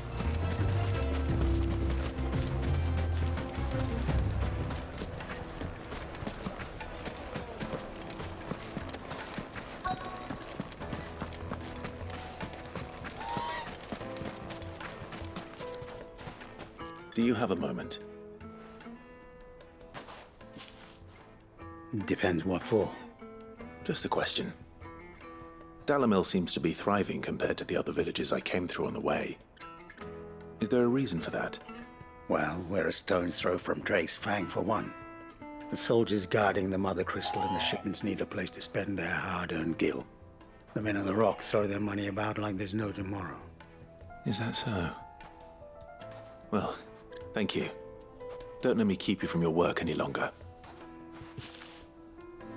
The men of the Rock are Lord Kupka's private guard. He must be a generous man. The amount they spend when they come calling.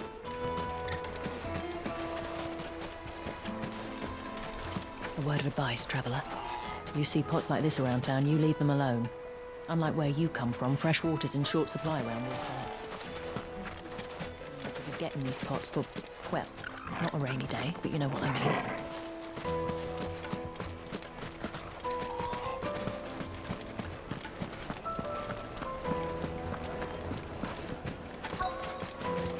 Fresh bread, warm from the oven.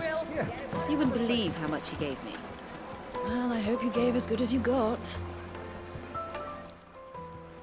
What can I do for you, soldier? Need that sword polishing? I'm not a soldier. Ugh, then be off with you. I serve the men of the Rock and the men of the Rock only. You have an agreement with them? Don't be stupid. I just know which side my bread is buttered. Don't want to be stuck under some pauper when they come knocking, with pockets deeper than Zemeckis and an urge to empty them. No, just leave, will you? Before you scare them off. I think I'm starting to get an idea of what's been going on. I wonder if Uncle Byron's learned anything of use.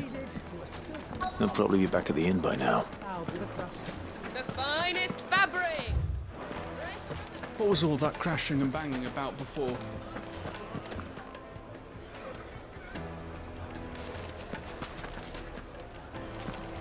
Why is the tavern shut?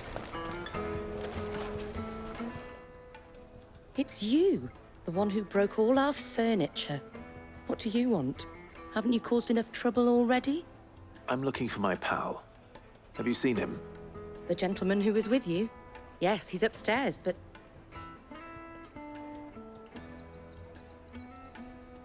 Thank you. I'll go and fetch him. The inn's a mess of blood-soaked splinters, thanks to you. The least you can do is let us clean up in peace. I told the guard those soldiers...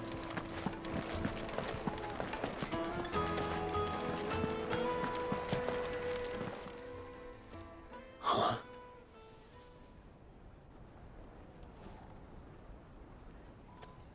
Will this suffice as a deposit?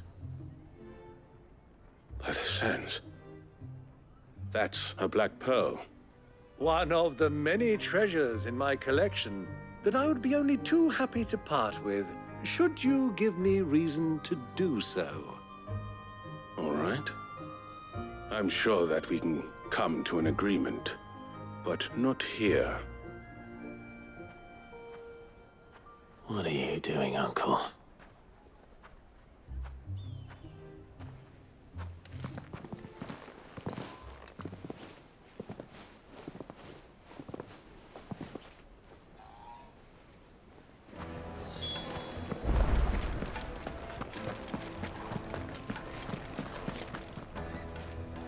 Care to explain why you're giving gifts to Kupka's men?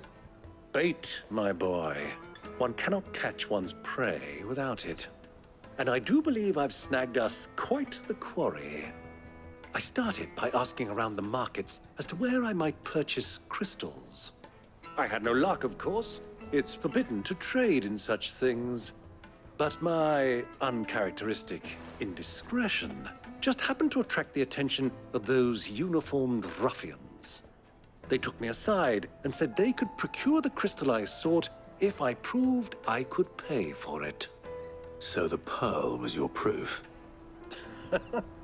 I thought they'd asked for more. A second-rate specimen like that would only fetch 500,000 or so. A small price to pay for admittance to the underworld. But enough about my little act of subterfuge. What did you discover? That the supply of crystals has dried up of late. And some people seem to think they're being stolen. Meanwhile, members of Kupka's private guard have been spending money all over town. I'll wager those soldiers you've been talking to have been siphoning off crystals meant for elsewhere, and pocketing the profits. I'll wager you're right. We'll meet with them then, just as you arranged, and put an end to the trouble Lubor spoke of. Ha! That preening popinjay thought this would be difficult. It just goes to show, one should never underestimate a Rosfield. We'll soon wipe that smirk off his face.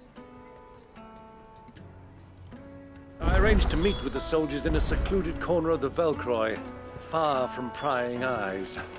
The perfect place for a spot of double dealing.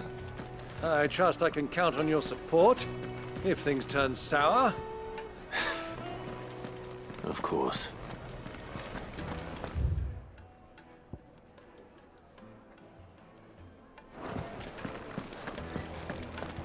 Let me treat you. I need a drink.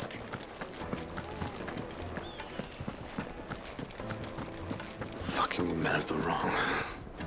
Anytime they pull their snouts out of Kupka's trough is when they want to lord it over us.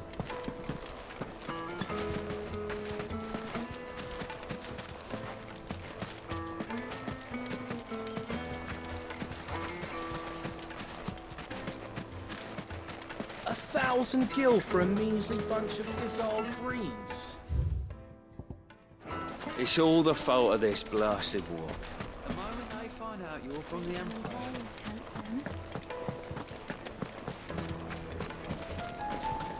Made from the stoutest stoneware.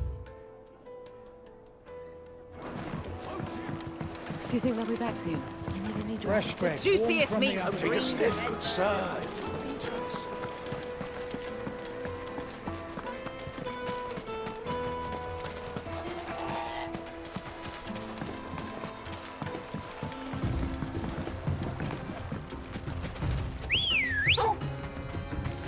Good girl. Yeah!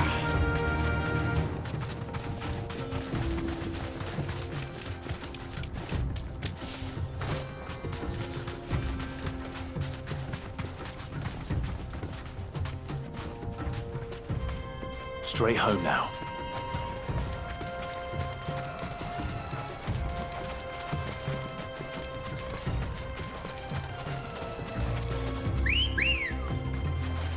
Let's go. Fly, Ambrosia.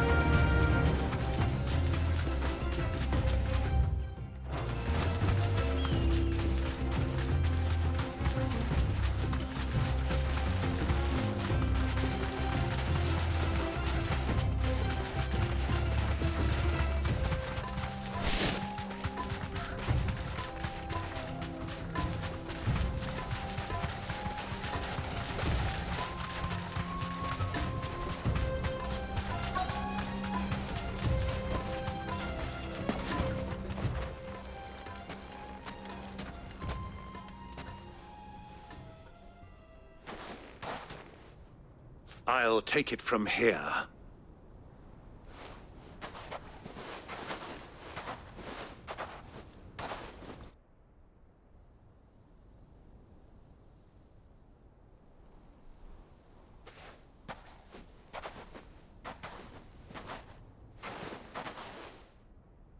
I was beginning to think you weren't coming, my lord. You've brought your contribution? All the silver and stones I could scrape together at such short notice? You brought the whole 500 talents. That was the price we agreed upon, yes? If you've no objections, I'd like to see the crystal. Of course. Right this way, my lord.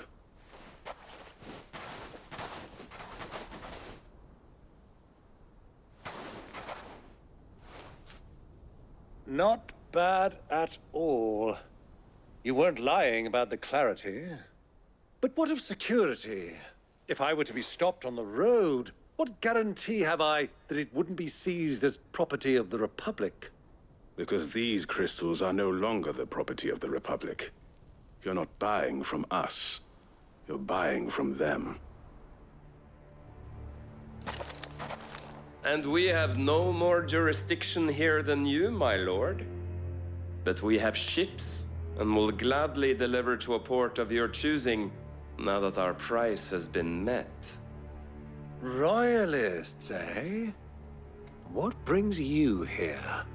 Why, to collect their share of Drake's Fang's blessing, of course. Our nations are allies, and so they are entitled to a portion of the Mother Crystal's bounty. And being such good friends, we elected to increase that portion and share the benefits. And now that these crystals are officially property of the Kingdom of Waloed, we are duty-bound not to interfere, no matter where they might happen to end up next. Did you get all that? They're in cahoots! So it would seem. My lord, what is the meaning of this? Double-crossing dogs.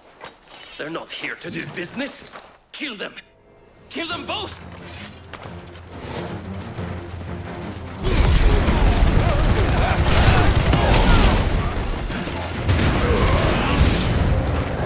It's not over yet, Uncle! Good! I'm just getting warmed up!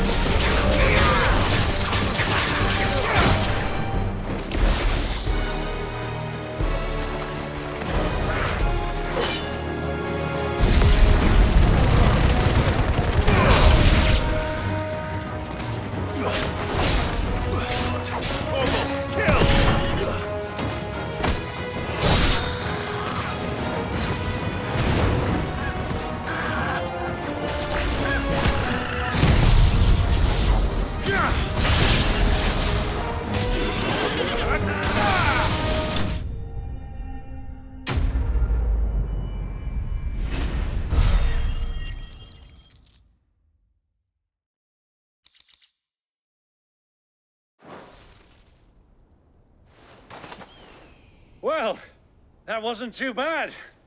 How'd you like my performance, huh? I've often played the villain on the stage. I think I did the role justice. Don't you? Greybeard, you were magnificent. The battle scene was particularly thrilling. Such a shame you didn't have more of an audience, but perhaps that's for the best. How long have you been watching? Long enough to witness your uncle's sordid transaction.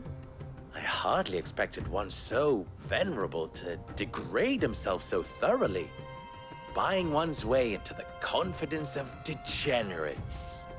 Ingenious. This was the trouble you spoke of. The men of the Rock taking crystals meant for the common folk and conspiring with the Royalists. Well, now it's over. Indeed it is. The people of Dalamil had scarcely any means of redress against Kupka's men, let alone a foreign army. Until you two came along, that is.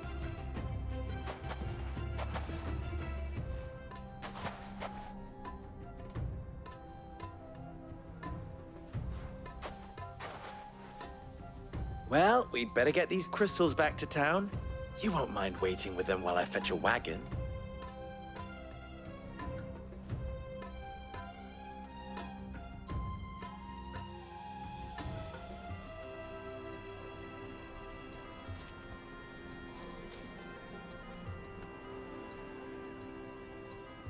It occurs to me that I still don't know your name.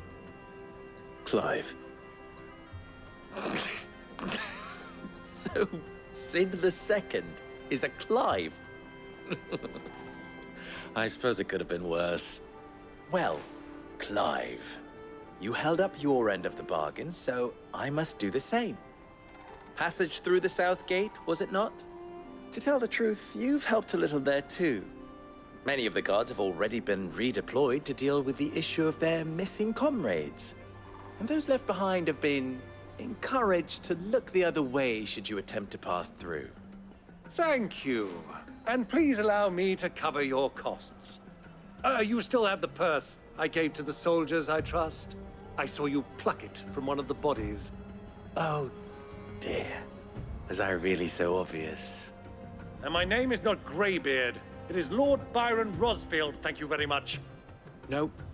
Thank you very much, Greybeard. Of all the... Ugh! Here, wear this.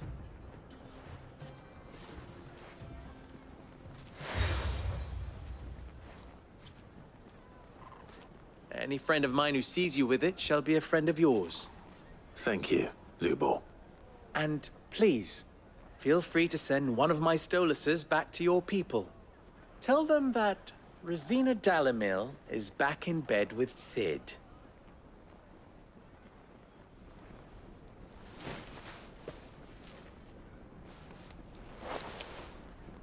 Umialos Delan. Tuisa Gelith.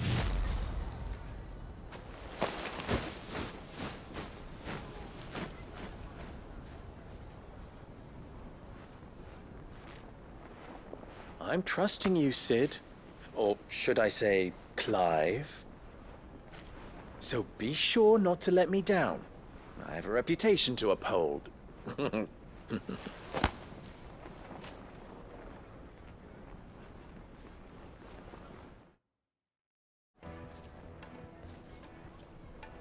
Well then, I wish you a safe journey south. Thank you. Not at all. It was my pleasure. Come on, Uncle. Let's go.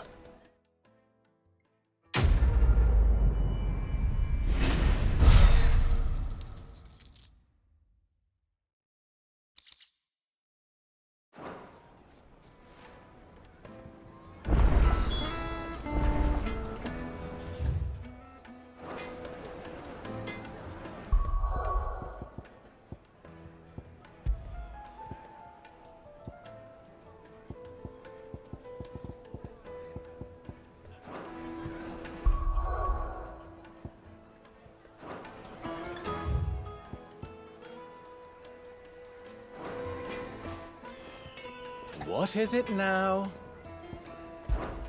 You and I...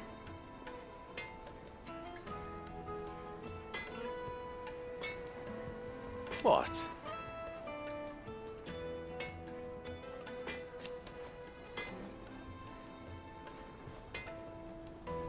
Alas.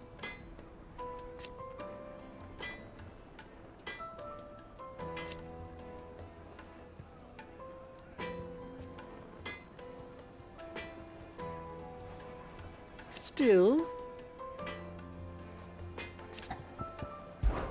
ours is a blessed corner of the Velcroy.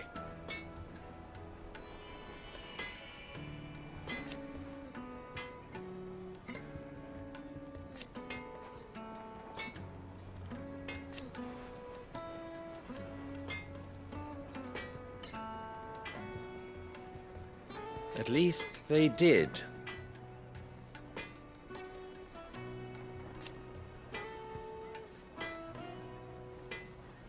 So, how very fitting.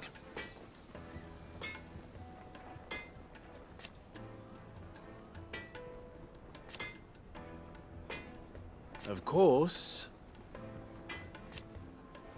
there's simply no other way.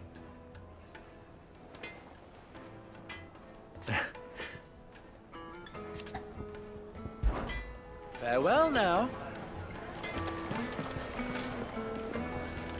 I've never even forged a butter knife before. Perhaps Forge Master Luber's having fun at my expense. I wouldn't put it past him. Neither would I. Oh, wait. Are you Clive? Sorry, my mind was elsewhere. I'm Sava, Master Luber's least accomplished apprentice. Soon to be former apprentice if I don't pass this test. Maybe I'm just not the resourceful type. People are buying up weapons faster than the Briar's Kiss can forge them, and here I am, unable to make a decent bit of kitchenware. He wants me to make a carving knife, one that embodies the spirit of Dalamil. Whatever that's supposed to mean. I don't suppose you have any idea what he's on about, do you? I'm afraid not. Never mind. Thought I'd ask. It was that or pack my bags. I could give you a hand if you like. I know how busy the Briar's Kiss has been, and that Lubor needs all the capable hands he can find. I'd be a fool to refuse. So, where do we start? Good question. If I'm honest, I've never made any kind of knife before. And then there's this little riddle to keep in mind. The spirit of Dalamil. Nothing is ever simple with that man. The way I see it, there's only one way we'll be solving Lubor's puzzle. We need information. The more the better. You're right. There's no point fumbling in the dark, I suppose. Now, who to speak to first? Well, there's plenty of folk in Dalamil who use knives for a living. There's the butcher, of course, and any number of cooks. They're bound to have an opinion or two about the tools of their trade. All right. I think we have a plan. Let's get to it, shall we? I'll talk to every cook I can find. You speak to the butcher, and anyone else you can think of. All right. Good luck. Let's hope that someone says something useful.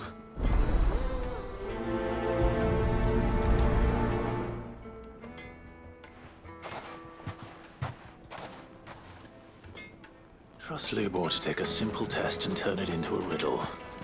I better get to it. Is it true what I'm hearing? My carpets have pride of place in Castle Dasbog. You too can live like a lord.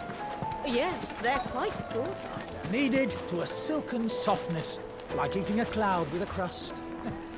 Welcome, sir. What can I do you for? A question, if you don't mind.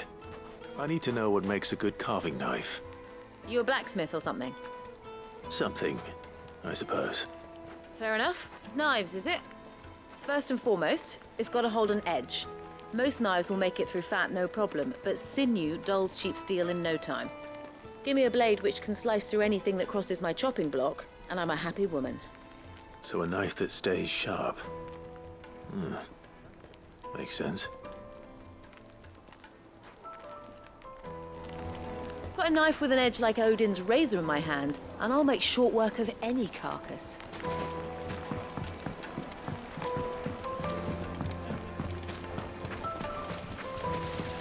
The baths are, closed for scrubbing. Please bear with us a little longer. All those years of toil, every coin I've ever earned is tied up in this place. Are you all right? The baths are closed. Leave me be. On second thought, perhaps you are just what I need. Might your services be for hire? That depends on the job.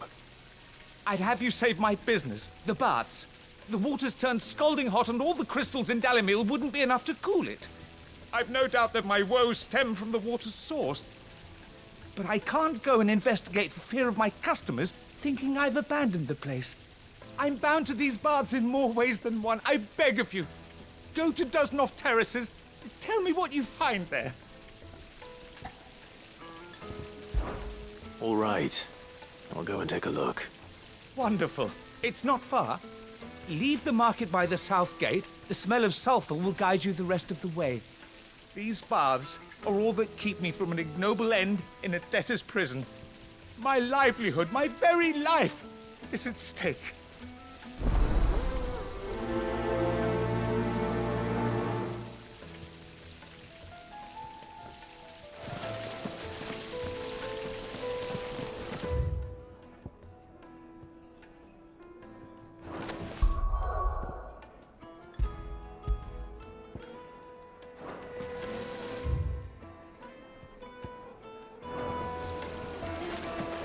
Plates and pots! I'll be asking for you again. Won't you come and play, handsome?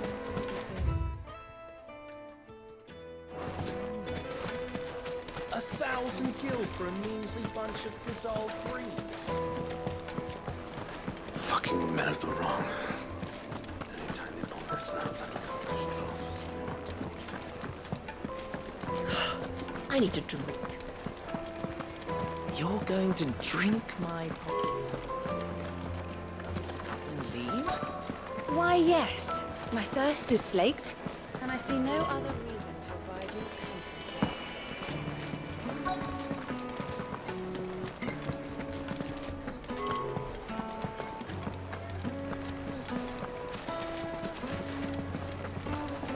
Is it true what I'm hearing?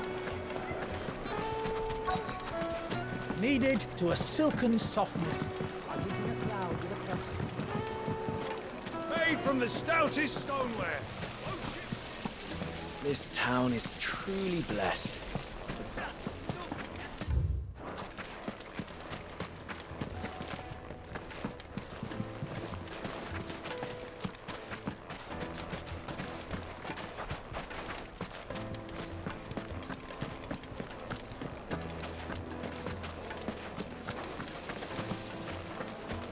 Hanging lanterns, keep the duck. Ah, they've opened the gate. Lubor was true to his word.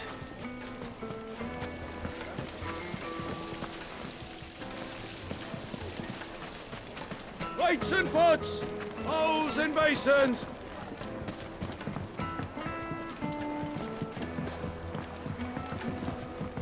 Fresh bread, warm from the oven. Here, have a taste.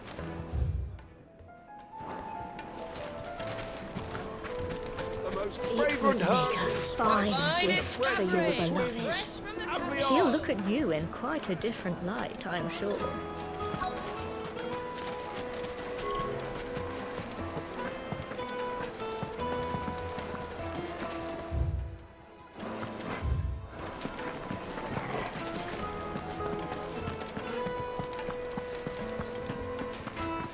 I see you wear the desert rose. You won Bluebor's trust, then.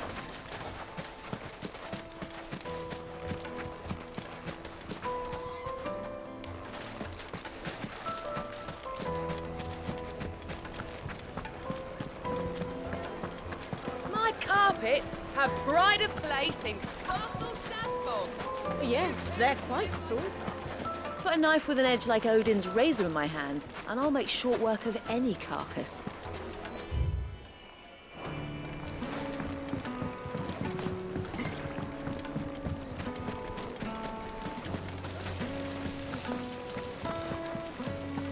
In all my years tending the baths, I've never known anything like this to happen. Sweet incense, wax candle.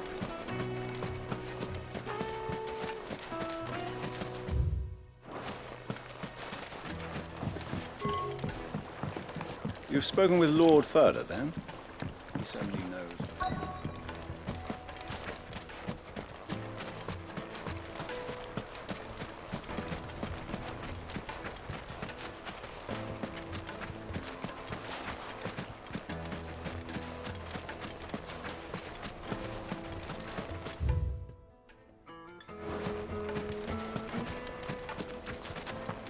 Well, we can make our way back to the Fang now, at least.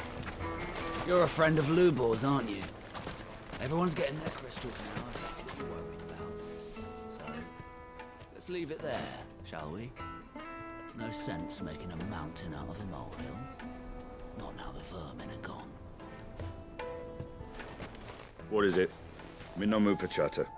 Sorry. Do you mind if I ask your trade? Hunter, why? I have a question. Can you tell me what makes a good carving knife? I assume you use one out in the field. Has to be able to put up with some punishment. Can't be dealing with a brittle blade, not while I'm on the hunt. Your knife snaps every time you use it. You'll be spending coin as fast as you make it. Times are hard enough as it is. Thank you. I won't keep you any longer. All business, eh? Man after my own heart. So, a carving knife should be hard-wearing and hold an edge. Hardly a revelation. Let's hope Sava had better luck than I did. Can't you see I'm busy? You should have a closer look at my knives. What's owed us? Hanging lanterns, keep the darkness from your silver platters, made from the stoutest stoneware. Needed to a silken soft. Take a sniff, good sir. The finest fabrics! So, how'd it go? You learn anything useful, or should I be looking for a new trade? Only that a blade should be durable and stay sharp. But I don't see how that relates to the spirit of Dalamil. I didn't have much luck either. All the cook said was that he needs his knives to be light. Too heavy and they do his shoulder in. So we're no better off than when we started. Perhaps Lubor didn't mean anything with his Dalamil remark. But that can't be right. I've bandied enough words with the man to know that he chooses them carefully. No. We must be missing something. Something right in front of our noses, most likely. No doubt you're right, but I have to make a start soon. I can't put off making this knife forever. Agreed. Lubor wouldn't like that much. Right. I've been trained to work iron. The cheap stuff, mind. But it's hardy enough if you don't hammer it too thin, and it sharpens up nicely with a bit of effort. Trouble is, it's either durable or it's light. Meaning someone is going to be disappointed. Forge Master Lubor, probably. Is there no one else you can turn to? Someone who knows their metals, perhaps? The other apprentices know better than to help me with my test. But maybe there is someone I could turn to. A merchant, a favourite of Forge Master Lubor's, who sells metals to tradesmen passing through the Valcroy. I bet she'd know a thing or two.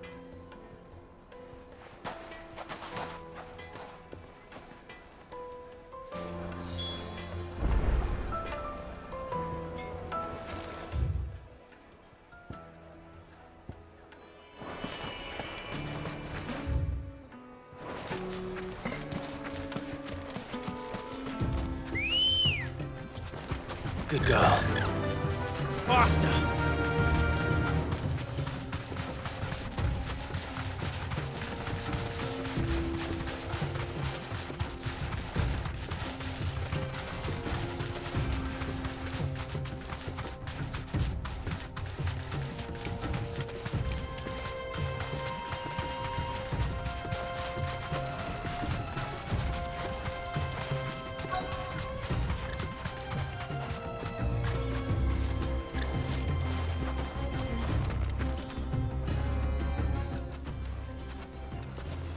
Any luck?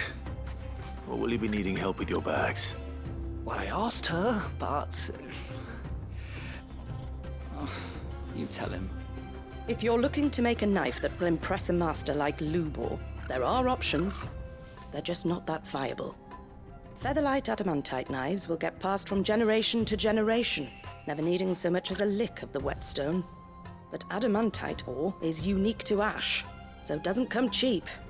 And it's beyond my skill to handle. Unique to ash. Are there any materials unique to Dalamil? Something which could be mixed with iron to refine it. Make it lighter. What are you getting at? You said that Lubor trained you to work iron. Then that's what he'll expect you to use. But he would have known that it would either be too heavy or too brittle for a carving knife. Perhaps his Dalamil remark wasn't a riddle, but a hint. If it's cheap metal you're using, then there's always limestone, I suppose. Folk first settled Dalamil to get at her mineral deposits. And, if you know the trick, it can be melted down in the furnace to drive out impurities from low-quality iron. Bloody hell! That must be it! I don't suppose you know the trick, do you? It's hardly my speciality, but I've been around enough blacksmiths to know how it works. Looks like I've got some learning to do. Clive, I hate to ask after all that you've done for me, but... The limestone? Fine. I can hardly abandon you now. Besides, I want to know if this is the answer to Lubor's little riddle. I can't thank you enough, Clive. You'll have no trouble finding limestone over in the terraces. The place is bloody made of it. Then I suppose I'll meet you back at the forge. Right you are. I'll see you shortly. So, do you crush it up, or just...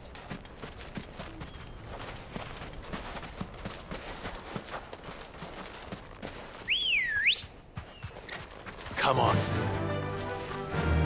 Fly, Ambrosia.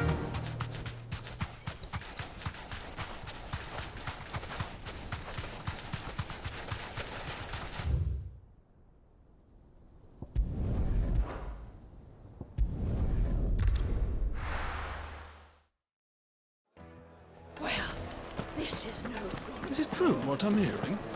My carpet. Take a sniff, good sir. Fresh bread, warm from the oven. Here, have a taste. Made from the stoutest stoneware. Hanging lanterns, keep it up. We should get going soon. Ah, I'm not too late. What is it, Lubor? A question that I neglected to ask earlier. Where is it that you're bound? To Drake's Fang. To finish Hugo Kupka. Just as I thought. Then allow me to share a secret. Drake's Fang is currently riddled with royalists. Talmeki and Waloed are allies, and as you have seen, their soldiers work hand in glove. But no nation has ever before allowed a foreign army to make a barracks of its holiest of holies. Not by choice, at least. And there's more. My man on the inside of the Fang has failed to report for several days. I fear there may be more trouble lying in wait for you on the road ahead. Isn't there always? If you're determined to beard the lion's den, then promise me one thing.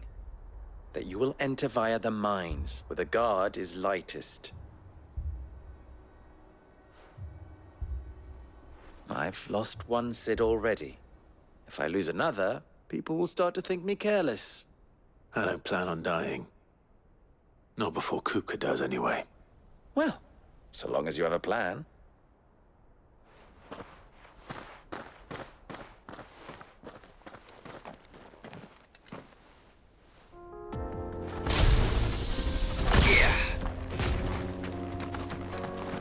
Drake's Fang should be just beyond these springs. Shall we press on?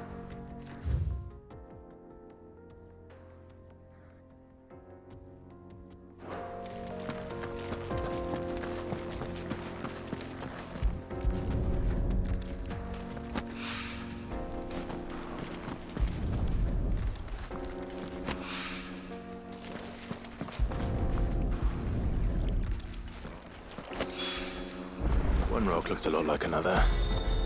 But hopefully this is what Sava needs.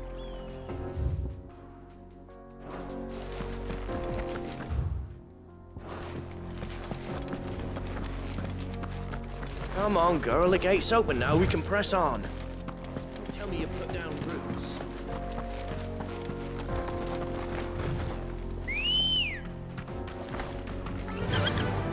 Yeah!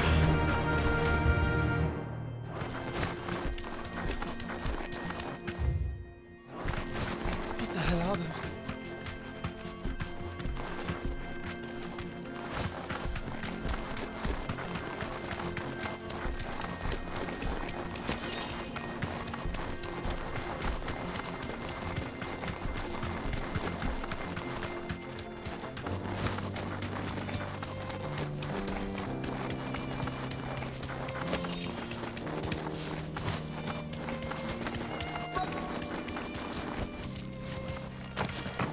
By the flames.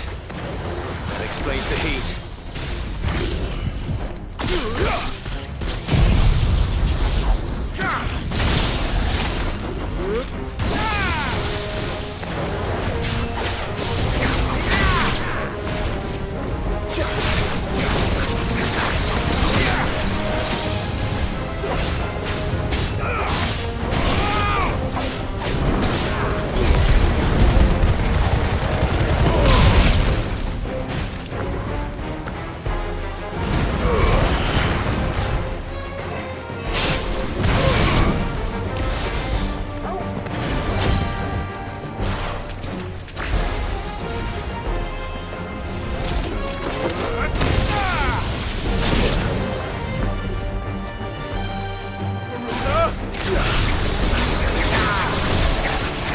Nice try.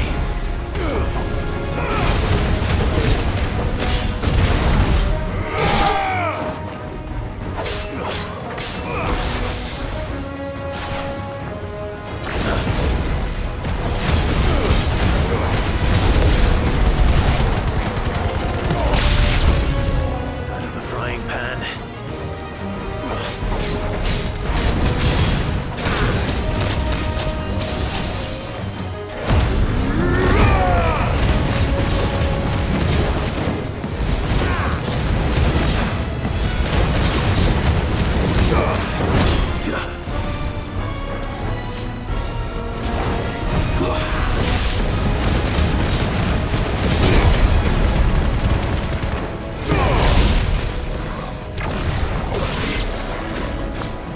Too slow.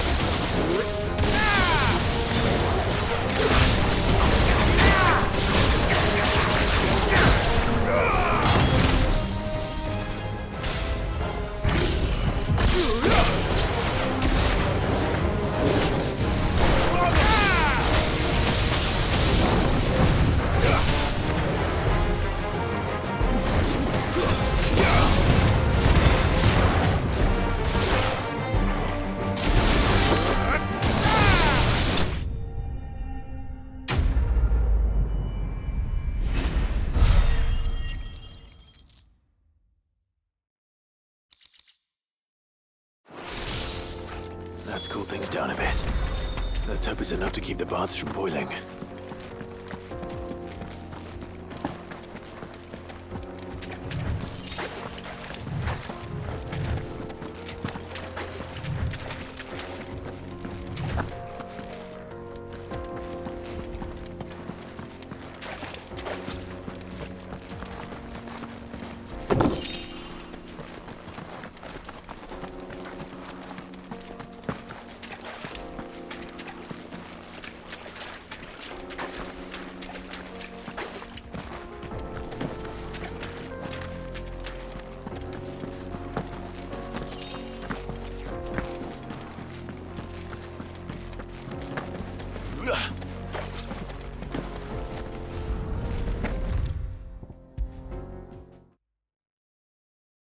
There he is. The man who saved my business. I was hoping we'd be seeing you again. The baths grow more bearable by the moment. It won't be long now before we are back to business as usual. I'm glad to hear it. Now, tell me this. What did you find at the terraces? What threatened to make me a pauper? Not what I expected, that's for certain.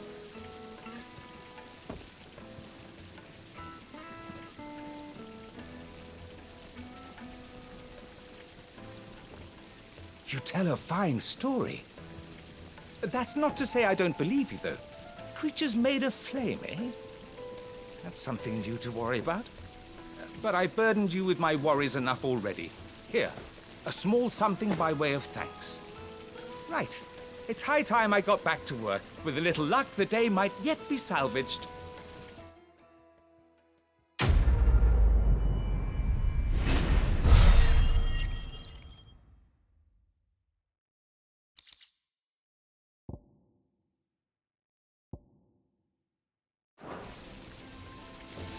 It's just as well I sent you to the terraces in my stead. It sounds like I'd have been burnt to a crisp. The, scrubbing is almost finished. We appreciate it. Kneaded to a silken soft. The most fragrant herbs and... The finest fabrics! I hear you and the Master are working together now. Glad to have you on board. I wasn't sure how much you'd need, but I hope this is enough.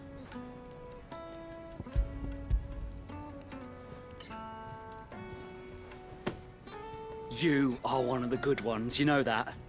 You and that merchant both, she's got quite a gift for teaching that one. Now, time to see if limestone is the secret weapon we were hoping for.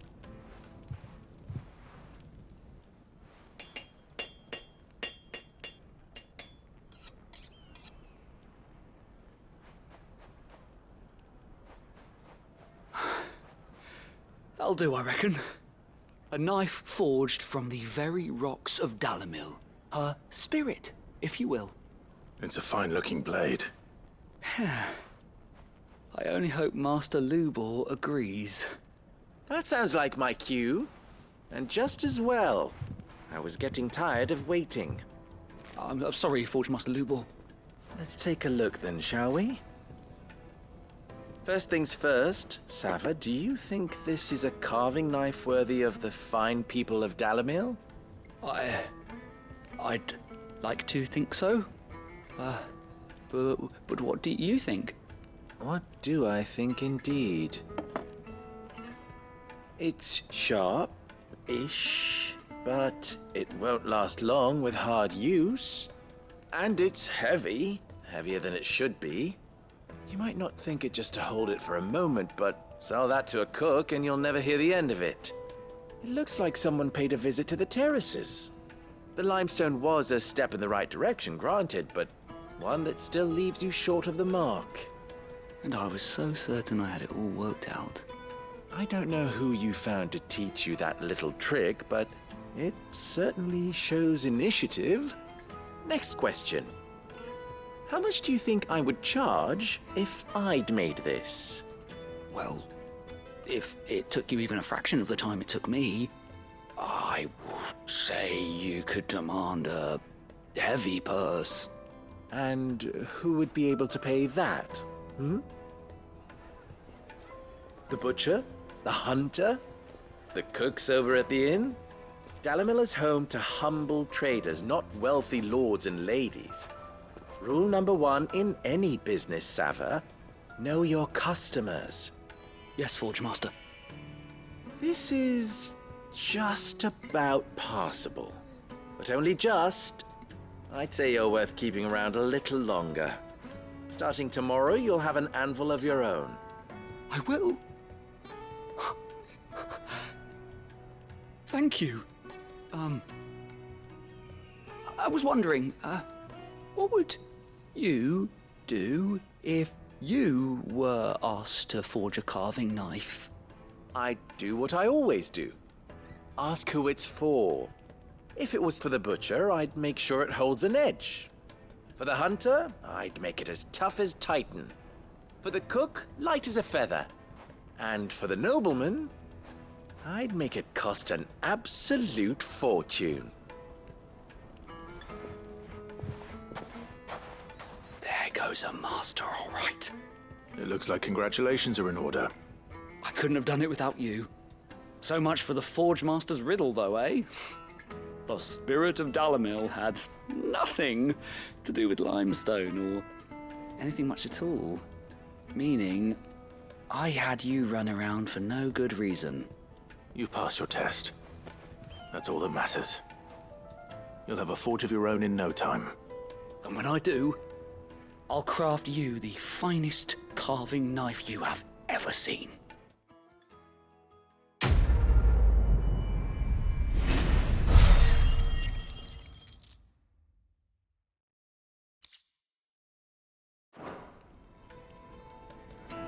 Thank you, Clive. I honestly don't think I could have done it without all your help. My carpets have... Yes, they're quite soft. The Fresh bread, warm from the oven. Plates and pots! Hanging lanterns! Keep it up! We should get going soon. Do you have water? I've got a crystal. So long as we stay out of the Deadlands, we'll be all right.